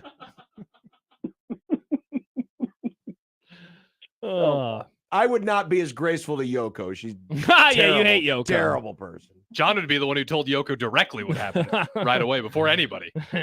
What is your beef with Yoko? Have you ever heard her sing? Oh, yeah, I have. It's terrible. Thank you. There was I just saw this not long ago, but apparently her and John and Chuck Berry were on a one of those 70s, music variety shows. Mm-hmm. And Chuck Berry's doing his jamming thing, and John's doing his jamming thing. And then here comes Yoko. Oh my. And John, it's art. You had to look, and you watch Chuck Berry's face, and he's like, what the hell is this? Nice. Yeah. Yeah, Yoko was interesting. I was in New York City, and there was a huge commotion outside the restaurant. It was super cool. It was just like there's just a big flare up of people, and there was a lot of loud yelling and everything. And I was standing next to somebody. I said, "What was that all about?" And there's it was Yoko Ono walking into a restaurant. God, she's a big deal. She's a big deal in New York, obviously. That's weird. That's weird to me. What was this famous? Was this the same New York trip where Piv told you about the wax statue? Yep, it absolutely was. Piv was not with me at that point at the trip. We weren't together all the time, but that was the trip with Piv where he rescued me a couple times from extreme embarrassment, including I almost missed the ceremony because I was sleeping. Knocked on my door. I didn't have a tie on. He said, "You got to wear a tie." And he gave me a tie and tied it for me. He was an amazing human being. R.I.P. Oh, good old Piv. Piv was amazing. He was. Yes, he was. We had some great trips. Great trips. And he was great to travel with. I mean it. He was fun. Yeah. No, I hear you clucking. John, what are you doing? What is wrong with Sip, you? let's just say goodbye before John gets canceled. John, I what is swear wrong to with you? God, John, I swear to God that was an accident. John's really flying I the coop swear on to this God interview. that was an accident. Wow. Because a friend of mine always used to use this phrase, I hear you clucking, little chicken. Yeah, And occasionally I use that. Now I, Sip doesn't. really interesting timing, John. Yeah. my timing is not good. You know what I need? I need to go back out and get my sunglasses. Yeah. It's When I had those sunglasses on, man, I was clicking it. Yeah, I was clicking not it. anymore. All right. Well, Sip, enjoy the 4th. Okay, you too. I mean it. Cool. We will. And we'll talk to you next week. We're And sorry, I John's a apologize. jerk. I Hey, apologize hey. for my insensitivity. One other thing that John would be more interested in than anybody. Just found out that Lincoln now on 106.7 has Boomer Radio. 106.7. Neil Nelkin. What was on that? Neil is on Boomer Radio, or has been. Yeah. Remember Neil? Whoever. Yeah. Huge news in Lincoln. Awesome. 107. What was on that station before? I'm trying to remember. Don't know. Well, now No it's idea. CCR. Hmm. Am I wrong, In Sip? Asia. I just heard Asia. It was beautiful. Oh, heat of the moment. What, Yeah. you can't hear that on the other stations? I thought they all Well, no, did. because not that's as much. oldies now, John. 80s music is oldies now. Official classification. It's That's oldies. sad. Hmm. Very sad. Bye, Sip. Bye, Sip. Goodbye, guys. Goodbye. Wow. I cannot What's believe you did wrong with you? that. Yeah, as Riley says, a phrase John regularly uses. I hear you clucking. I haven't used it very often on this show, but I've used it many times. Chance says there was at least 3 to 4 new drops from Sip in this interview. Yep, I've got things marked. We've had multiple massacres. I will be making a short out of the beginning of this segment. Wow, that was quite something. Jed says, ask John how his job is going under Steve Peterson. How's that going for you there, John? We can I forgot to say this. all laugh about it now. Ross emailed and tell Sip happy birthday and enjoy his dinner at Perkins. Is it his birthday? Oh, is Sip a July guy? Happy birthday, Sip. Happy birthday, Sip. I don't know. I'll text maybe him. he I'll ask is. him. Yeah, Maybe. give him my best. I wish I would have known. I would have probably said another thing that would have triggered bad memories. Mhm. I thought he had more chicken. I thought he got more chicken. Wow. You know, Sip is a man of love. He needs to share that love with the other. I'm having chicken for dinner. John really balked that interview. Oh yeah, you guys can do it. You can talk about eating chicken. You can make bad puns, but I can't make an honest mistake. It is indeed his birthday. Happy birthday Happy to birthday, our Sipple. friend Sip. Steve Sipple. I am sorry. I wish I would have known. Mhm. I'm not good at remembering other birthdays. Severe. A few tweets from him. First of all, he says, I'm sure. Yoko is awesome. Broke up that bleep band. Horrible take. Horrible Is he take. just trying to? Is that trolling? Is he just trying to? No, he clickbait doesn't. us? He hates the Yeah, Beatles. He hates he's not the a fan. Beatles? He hates the Beatles. He's not a fan. How? And he He's not a says, compare the 2014 wide receivers to this year's wide receivers and see how much they match up in terms of potential. I feel like I was a little bullish on the receiver room, and now I feel like everyone else has passed me on the highway, and I'm like, I'm not up there with you guys. 2014, is this going to be that good? I feel like I'm missing something. I don't know. That topic alert. Topic alert. Topic alert. Okay. We'll compare. All right, we'll be back, and I'll think of other inappropriate things to say on Can't wait to 1620 The Zone.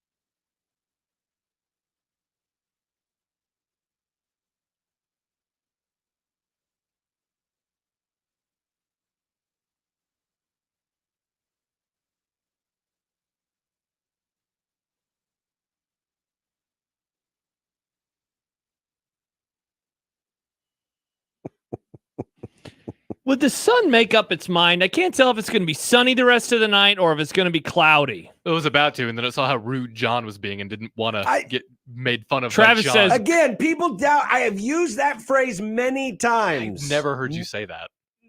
Just because it doesn't happen in front of you doesn't mean I don't. John, do it. I've been working with you since 2012. I have used it. Never, I guarantee you. No way. Go back and listen to all of our shows. Yeah, I have used it at least show. once. Man, I'm gonna have to listen at quadruple speed to I've get through used this. I've used. I hear you clucking, little chicken, and Shirley Muldowney. I use those interchangeably. Travis says, "Good God, I'm making a scene laughing in the grocery store. Hey, Mary Todd, how's Abe's retirement? Y'all wrong for that." Oh, that was good stuff. He wasn't even retired at that point. He was still the prez. Not when his head was all bloody. That's true. Yeah. Is there a head still? I don't know. Where did he get shot? The head. In the back of the head. Back He of the did? head. All right. Yeah. R.I.P.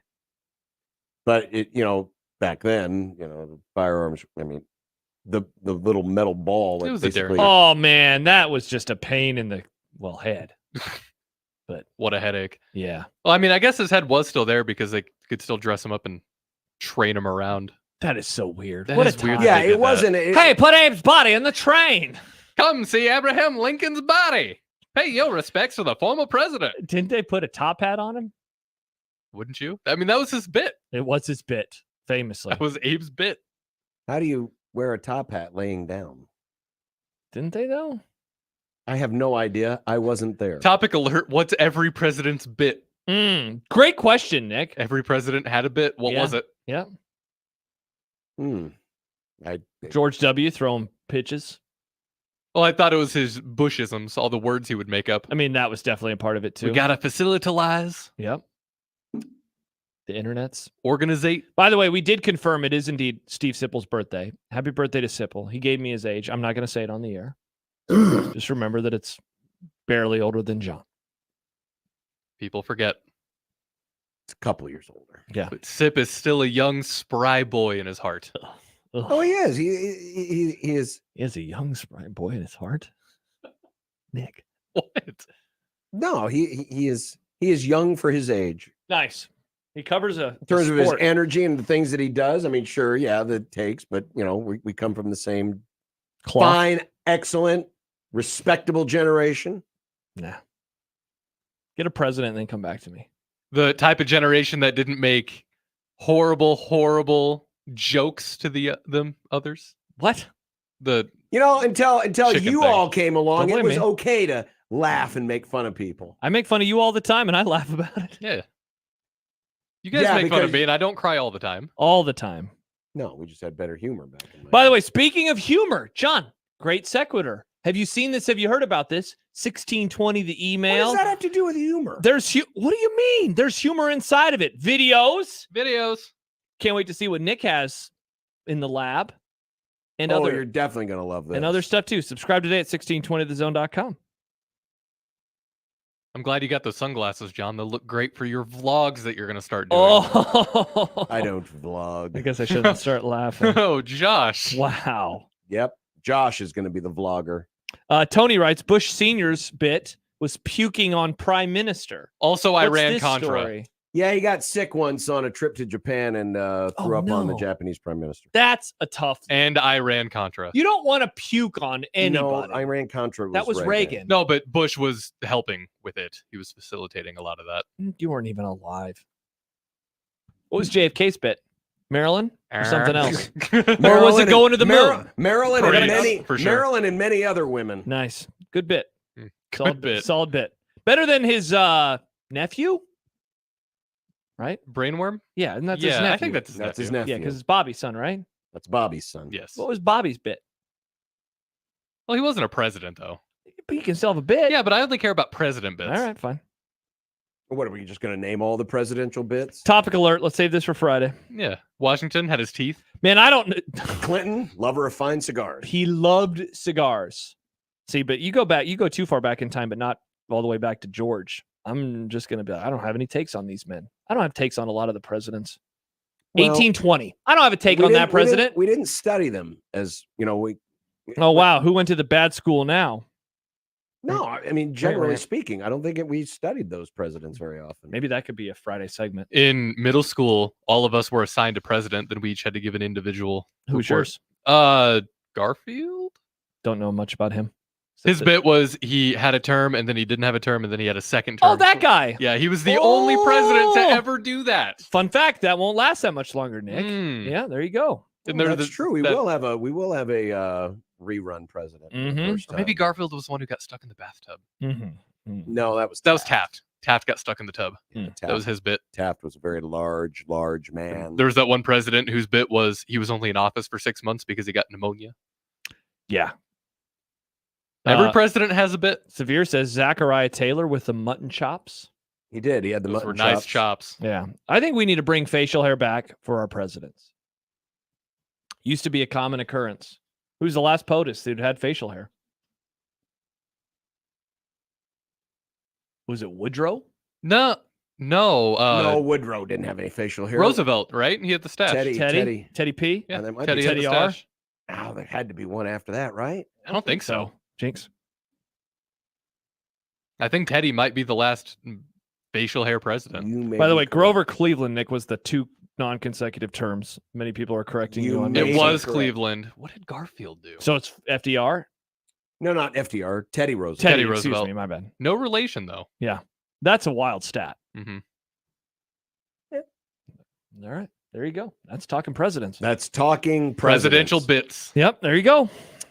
Let's see. Coming up, we've got Content, including. I would love to know. Me too. Well, we're going to find out. Okay. We're all going to find out together. Nice. Next on 1620 The Zone.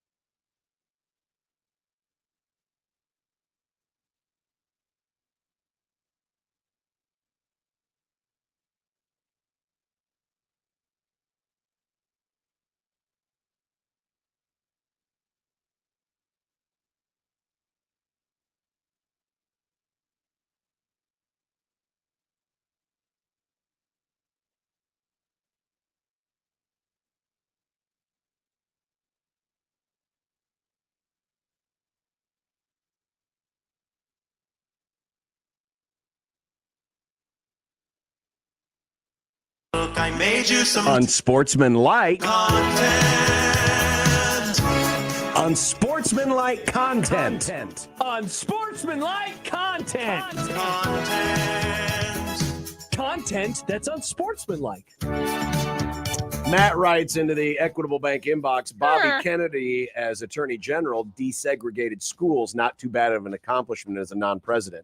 I mean, he certainly had a big part in that. Shout out, Bobby. Is that a bit? No, that's an accomplishment. It's an accomplishment. Now, Right. Steve says Teddy and FDR were distant cousins. Is Were this they? true? Yeah. I've always heard that they weren't related. They were, distant, but Yeah.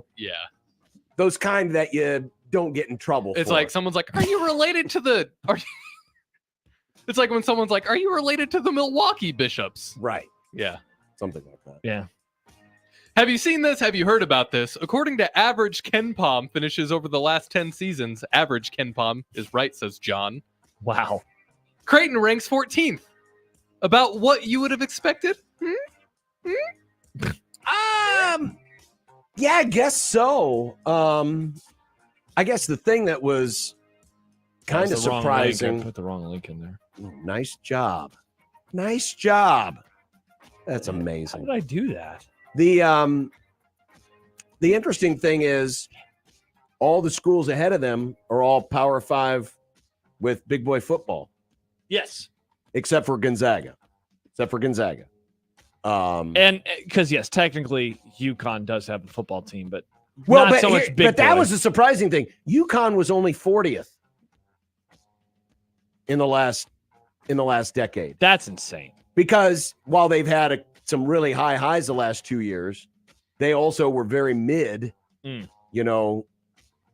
right before Hurley, first year of Hurley. Well, and speaking of that, isn't it a surprise that Creighton is this high given, I mean, they have recently started making trips regularly to the Sweet 16, but that didn't happen until a few years ago. They had the god-awful 2015 team. Right, but that was just the one year. It was just a one dip. That's true. So, and it's been winning seasons ever since, 20-win seasons ever since. So I suppose I would have been a little surprised to hear it was that high. Yeah. But then when you think about it and you put everything together, they've been right there for the best part of the last 10 years. Anything to add to that? Nope, Jeff? Nick, we're ready for you. Okay. Well, meanwhile, at the other end of the spectrum lies the team in Lincoln. Wow. Nebraska is 82nd, which is second from the bottom in the Big Ten. Does this surprise you how low they are in an 18-team league? No. Well, I guess 18 teams. Yes, No. because it lists all Yeah, 18 teams, which again just man. looks so ridiculous. No, this doesn't surprise me, though. Like, this is the last. Okay, this is since 97. So, This is going back to 97. In that stretch, they've only made 3 NCAA tournaments. That's over 25 years. That's more than a quarter century. Mm-hmm. They have regularly ranked, between 11 and 14 in the old league. Yeah. Meanwhile, USC has had solid years. Obviously, UCLA has. Even Washington and Oregon. And remember, this is also counting 13, 14 years of Big 12 play. Yeah, so no, I'm not surprised because I've watched Nebraska basketball play. I guess the interesting thing is I would have guessed that Penn State would have rated worse. Maybe Rutgers. Yeah, but Rutgers has had a couple of solid years. Yeah. Lately. Yeah, they have. But that's the other thing. When you just see this list of teams out there and you're like, oh, good basketball program. Good basketball. Good basketball. Good basketball piece of program. candy. You're like, ooh, that's a deep, deep basketball league, even though, there's only one national championship in that time. Wow. Tough look. Wait, real quick. Yeah, because UCLA didn't win one in that time either. They Maryland has one, but they were ACC at that time. They were, yeah. In a play that has been run around here, Utah has named a coach in waiting for when Kyle Whittingham decides to retire. Defense coordinator Morgan Scally will be that Scally, coach I would guess. when the time comes. Thoughts on the Scallywag? It is interesting. We're seeing it play out here in Omaha with Creighton baseball, but for a program like this, especially with Whittingham, who is a definite game changer as a coach for Utah, has definitely established a brand. They've successfully navigated a conference move. Now they're going to have to navigate another conference move to kind of, keep it in the family, if you will. It's certainly a bold move. It'll be interesting to see how it works. We saw, it had its success with Florida State when Jimbo Fisher was that guy. Yeah, there was even some drama, Bobby though, part Bowden. of it. At least with Creighton right now, like, we know this is the last year. Yeah. And then it's going to move forward. With this, you don't know. You don't know if Yeah. Whittingham's going to have another year, 2 years, 3 years, how many? Yeah, so that's why I don't like it. I also don't like it because I feel like Utah should be casting a wider net than that. Obviously, this is a program that's won in a very particular type of way under Whittingham. And so wanting to keep it in the family, I do understand why that makes sense. On the other hand, keeping it in the family has, happened to mixed results, I would say, over the years. Look at what happened with Alabama. They moved on from the greatest coach of all time, and rather than keep it in the family, they decided to go outside and hire Kalen DeBoer. So not that that's going to work for sure, but yeah, I'm just a little concerned. Whoa. Siren. That's a fire truck. Still a siren. Going east on Dodge. Well, boys, the USMNT fell last night, and their time at the Copa America is done AF. How do they need to move on? Do they need to move on from Greg, I like G's, Berhalter? Break it down for me, because I don't know. I don't even know how to pronounce this dude's name. That's true, but you do know that he likes G's, Nick. He has 3 of them then in his name. It's a lot of G's. I talked about my friends earlier. They are of soccer. They were watching the group chat was blowing up last night with many takes. They are anti this man. They say, get out of here, Greg, or at least delete one of your G's. So I stand with my friends. He's still living a 3G life. Yeah. Yeah. Didn't We they need just 5G. Didn't they just hire this dude? Yeah, but he sucks, John. Yeah, but didn't they just hire him? Why don't you give him a chance? Yeah, because he sucks, John. It was a rebuilding year. This is year. one tournament. Got to do your best foot forward, John. This is one tournament. Nah. Oh, it's just one debate. Interesting. Interesting. That's Interesting. different. Interesting. That's different. I'm surprised you don't want the Philly fanatic to coach this Did team. old Burkhalter, come out stumbling and mumbling? Yeah, in the soccer version, he did. I think that's on his players. Maybe they need to fire the players. So you're saying You know fire what the they- debate team. You know what they need to do? Debate me. You know what the U.S. needs to do? What's that? We need to flex our muscles and get into the old, free agent market. Yeah. I hear there's some really, really, really good soccer players that play over in Europe and in Brazil. We need to hire those guys. John, it's America. Can't believe you hate America. America's second, says John. Well, I thought you were all about the open borders. Just let everybody in. Borders are pretend, John. Jacob texts in. They fired him and then rehired him. He isn't new. This is your wow. Sounds like a different person that I know who's running for office. The new coach, same as the old coach. Bingo. Literally. Mm-hmm. We touched on this thing in the crossover. Do you have anything else you'd like to expand on as far as Fox's high camera angle of the Team USA match and what that dude said? Well, if you missed it, so they used a very high angle shot for a lot of this match. And one of the commenters on Twitter said, last time we put a camera guy this high, Brian Kelly got a kid killed. Not great. Referring back to that episode. And people want to rip on me for accidentally mentioning Sips chickens. Yeah. Well, you also included the screenshot, so you're a monster on multiple fronts today. Well, I John. included the screenshot to prove that this was an actual tweet. This is Interesting. what someone tweeted. The camera angle was bad. Was it? You could see the ball. Yeah, it's just far. It just looked far That's a away. FIFA camera angle. It just That's the same camera angle that's on FIFA when you play FIFA. It was, but it did look further away than normal last night. I thought the same thing. I was like, "What's up with this camera angle, bro?" So very odd. I didn't see any of it. So you didn't see this nor hear about this? No. Interesting. I was too busy watching the tornadoes come in. Or tornado. Klay Thompson is joining the Mavericks on a 3-year deal. Will this put them over the top, Josh? Why don't you want John's opinion on this? John, how do you feel about the NBA Mavericks? The answer to this is no, by the way. He can't play defense anymore. He's a bit washed. He's like your laundry, washed. Nice. Well, I He's a do bit wash my old. laundry. He's past his prime. It's okay. He played a lot of games during their heyday. Wasn't LeBron big on wanting to bring him over to There was a lot of talk about help him joining the babysit- Lakers. babysit Bronny? Perhaps. He makes threes. People do like him because he can catch and he can shoot, but they can't play defense. Remember Luka? He played the Olay defense. Yeah. Yeah. That's how Clay is probably going to play because, he's old and washed. Speaking of moves to put teams over the top, Paul George is now the Philadelphia 76ers.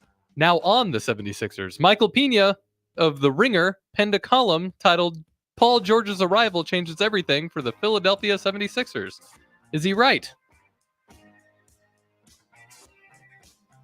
Yes. Wow.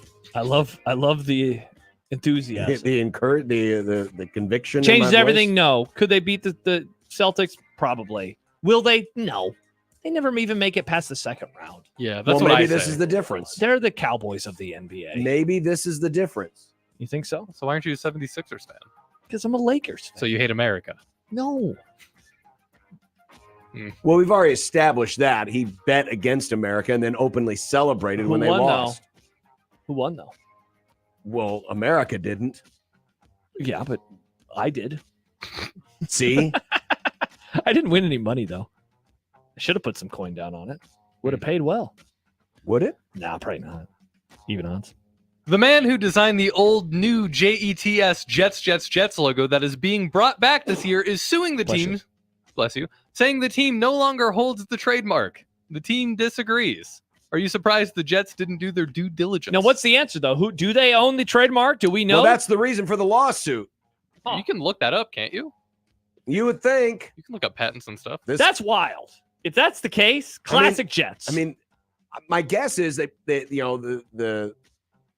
the trademark ran out because they hadn't used this logo in over 20 years. Mm-hmm. So it may have expired and they didn't go back out and renew it. I'm guessing part of this is a guy who is like, hey, I should be getting paid again for this because basically you're using my work twice. Mm-hmm. I mean, think about the Jets. The Jets uniforms basically were the OG, then they changed to these. And then they went back. back to the OG. Then they went to kind of a hybrid for a year or two, and now they're back to this. So it's like they're throwing it back twice. Yeah. The Jets, their logo, they can do more with their logos. They can make it look more like an airplane. More like an airplane. Actually, I like this logo.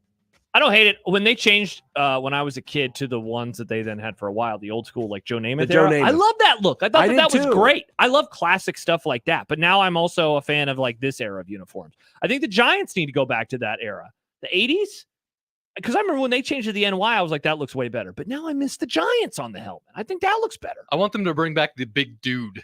Bring back the big dude. I thought you were going to say the big shoulder pads. Nah. Why doesn't football have the bigger shoulder pads again? That would be It's fun. all about speed. They should mandate neck rolls again. Well, they got the giant helmets. What about the Carlos Polk neck roll? Remember that? Well, it's all about cutting. I mean, Carlos Polk. We got people who not putting, leg pads in because they want to go faster. It's all about speed. Easy Ed McCaffrey. Nicky shaved his hair so he could go faster. That's aerodynamic. Yeah, I don't think it was helping him that much. No. Sprinters wear chains and things when they run in the 100-meter dash. Chains and things. And Easy Ed was wearing punter pads. Very odd. But he was good. Then he broke his leg before 9/11. Oh. Monday Night Football. He broke did his do leg. It that. was wobbling around. Then 9/11 happened. He did do that. Nick. The way you said that, you made it seem like the two are related. Unreal. It's very sad. This is our producer, John. This is our head of what? Video. Wow. The head of video. This is you, and you want to be my latex salesman. Look at that. Laughed at a Seinfeld joke. Classic. Well, it's funny because it came from you and not from any of the characters. Interesting, Nick. Interesting. John, it's the time for What's for Dinner. Yep, it is time for What's for Dinner. Let's do it. On 1620 The Zone.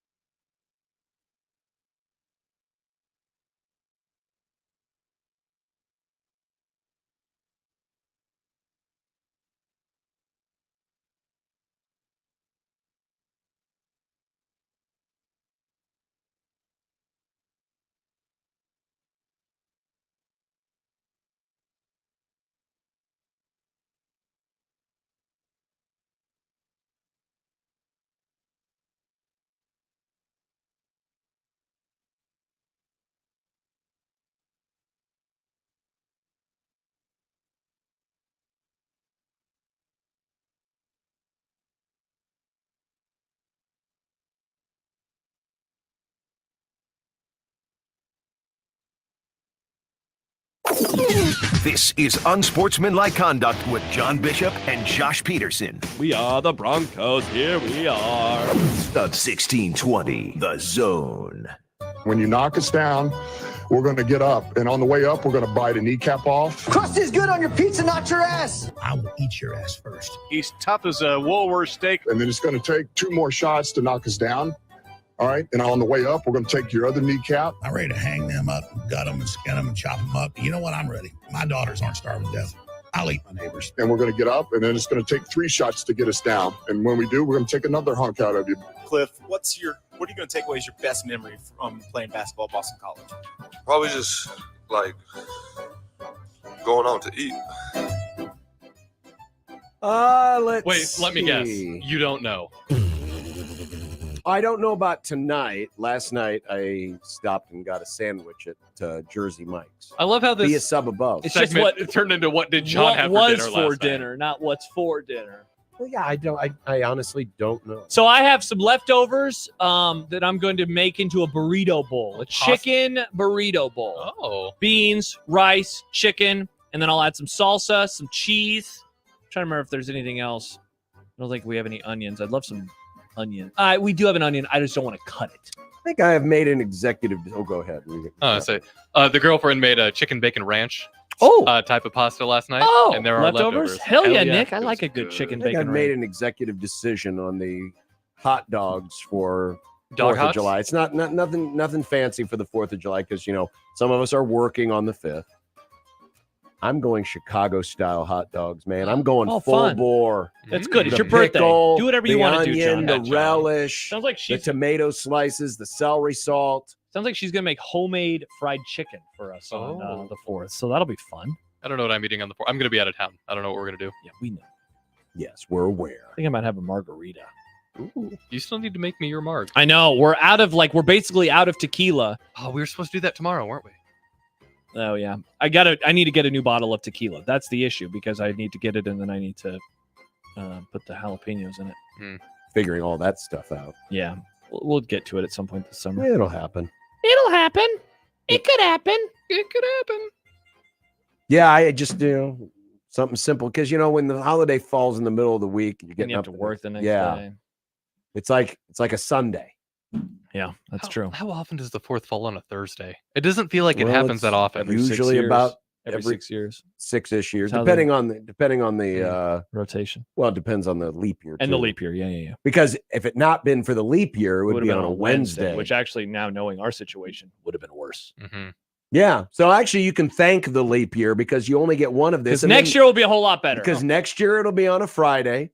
2026 we'll get either Friday or Monday off. Correct. 2027 we'll get Monday off. Monday probably. off. 2028 then it'll be on A what? Monday. On a Monday. Oh, no, Tuesday. Bummer. When did they invent the leap year? Because the Romans did our calendar, but did they even have the leap year? It's they knew astronomy. But I don't know where the leap year came from. I've always wondered. All right, leap year. Oh man, there's a lot of. This is quite the page. Oh, on January 1st, 45 BC. Oh, by edict, Julius Caesar. Maybe this is what got him assassinated. Reformed the historic Roman calendar to make it a consistent solar calendar, thus removing the need for frequent intercalary months. I don't know what that means. His rule for leap years was a simple one. Add a leap day every 4 years. Oh, okay. So it just was Caesar. The algorithm is close to reality. A Julian year lasts 365.25 days. A mean tropical year. Okay, blah, blah, blah, blah, blah. Wow, so it happened I over would not have guessed. I that would it have guessed this was started like then. a Thomas Jefferson invention. Thank Yes, you, I Caesar. agree. Yeah. For the salad and this. So in theory, if we never added the leap year, in thousands of years, our summer would feel like winter, and it would take a long time. Seasonal creep. Yeah. And so we'd be counting down, but we wouldn't be because we would never be a part of it. It'd be like Game of Thrones where winter is coming, and even though it's July, they do always talk about winter is coming. It's going to be so cold. See, we learned things. And wow, I never would have guessed that. Presidents, leap years. Isn't it wild that Caesar was around before Jesus? Yes. There were a lot of Caesars. Yeah, but the Caesar. Yeah. The Caesar who, would he get stabbed, John? Yes. E2 Brute. Yeah. I'm trying to find out if we hadn't done this, what like today would be. Oh, nice. Oh, Is that there an is article some about math. it? In 45 BC John, was a save long this time for ago. Friday. This could be some great. Can you imagine? It's 4th of July. It's John's birthday, and it's negative 10 degrees because we never had a leap year. We'd be like, "Damn it, Caesar! Caesar really did us a solid." I know the people that stabbed him didn't think so. Why did they stab him again? What was it about Caesar that they didn't like? I think they thought he was getting a little tyrannical. But Interesting. It's been a while. Interesting. I've done the play, read the play, did the play. Interesting. High school. Okay, I don't know if this is. Let's see. This is a funky little CNN graphic here. Over the course of centuries, a calendar with no leap years would eventually become totally out of sync with the seasons as we know them. Let's see what would happen. Nice. Thank you, CNN. This is the exact article we were looking By for. 2028, the calendar has shifted forward one day, while the old winter solstice was December 21st. The new date is December 22nd. So now this is saying like That's not that drastic at Well, all. no, that's probably based off of the published date. So Oh. whenever this article came out, it's like we'd be off by a year. But we're talking about like if they never would have done it in the Caesar times. Well, let's see, 2,000 years. Well, okay, just all right. Let's go. I don't know. 2024 divided by 4. That's 506 leap years that we have had. Mm-hmm. We'd be pretty screwed up by now, I think. It'd be cold right now. We'd be like a year and a half ahead. I think so. Oh, I could think you we'd- imagine doing the College World Series in the snow? It couldn't be in Omaha. They'd have to move it to Indianapolis and play in a dome. Or They Florida. don't have a baseball dome in Indianapolis. Then play it in Florida. Play it in Seattle. Thank you, Caesar. Thanks, Caesar.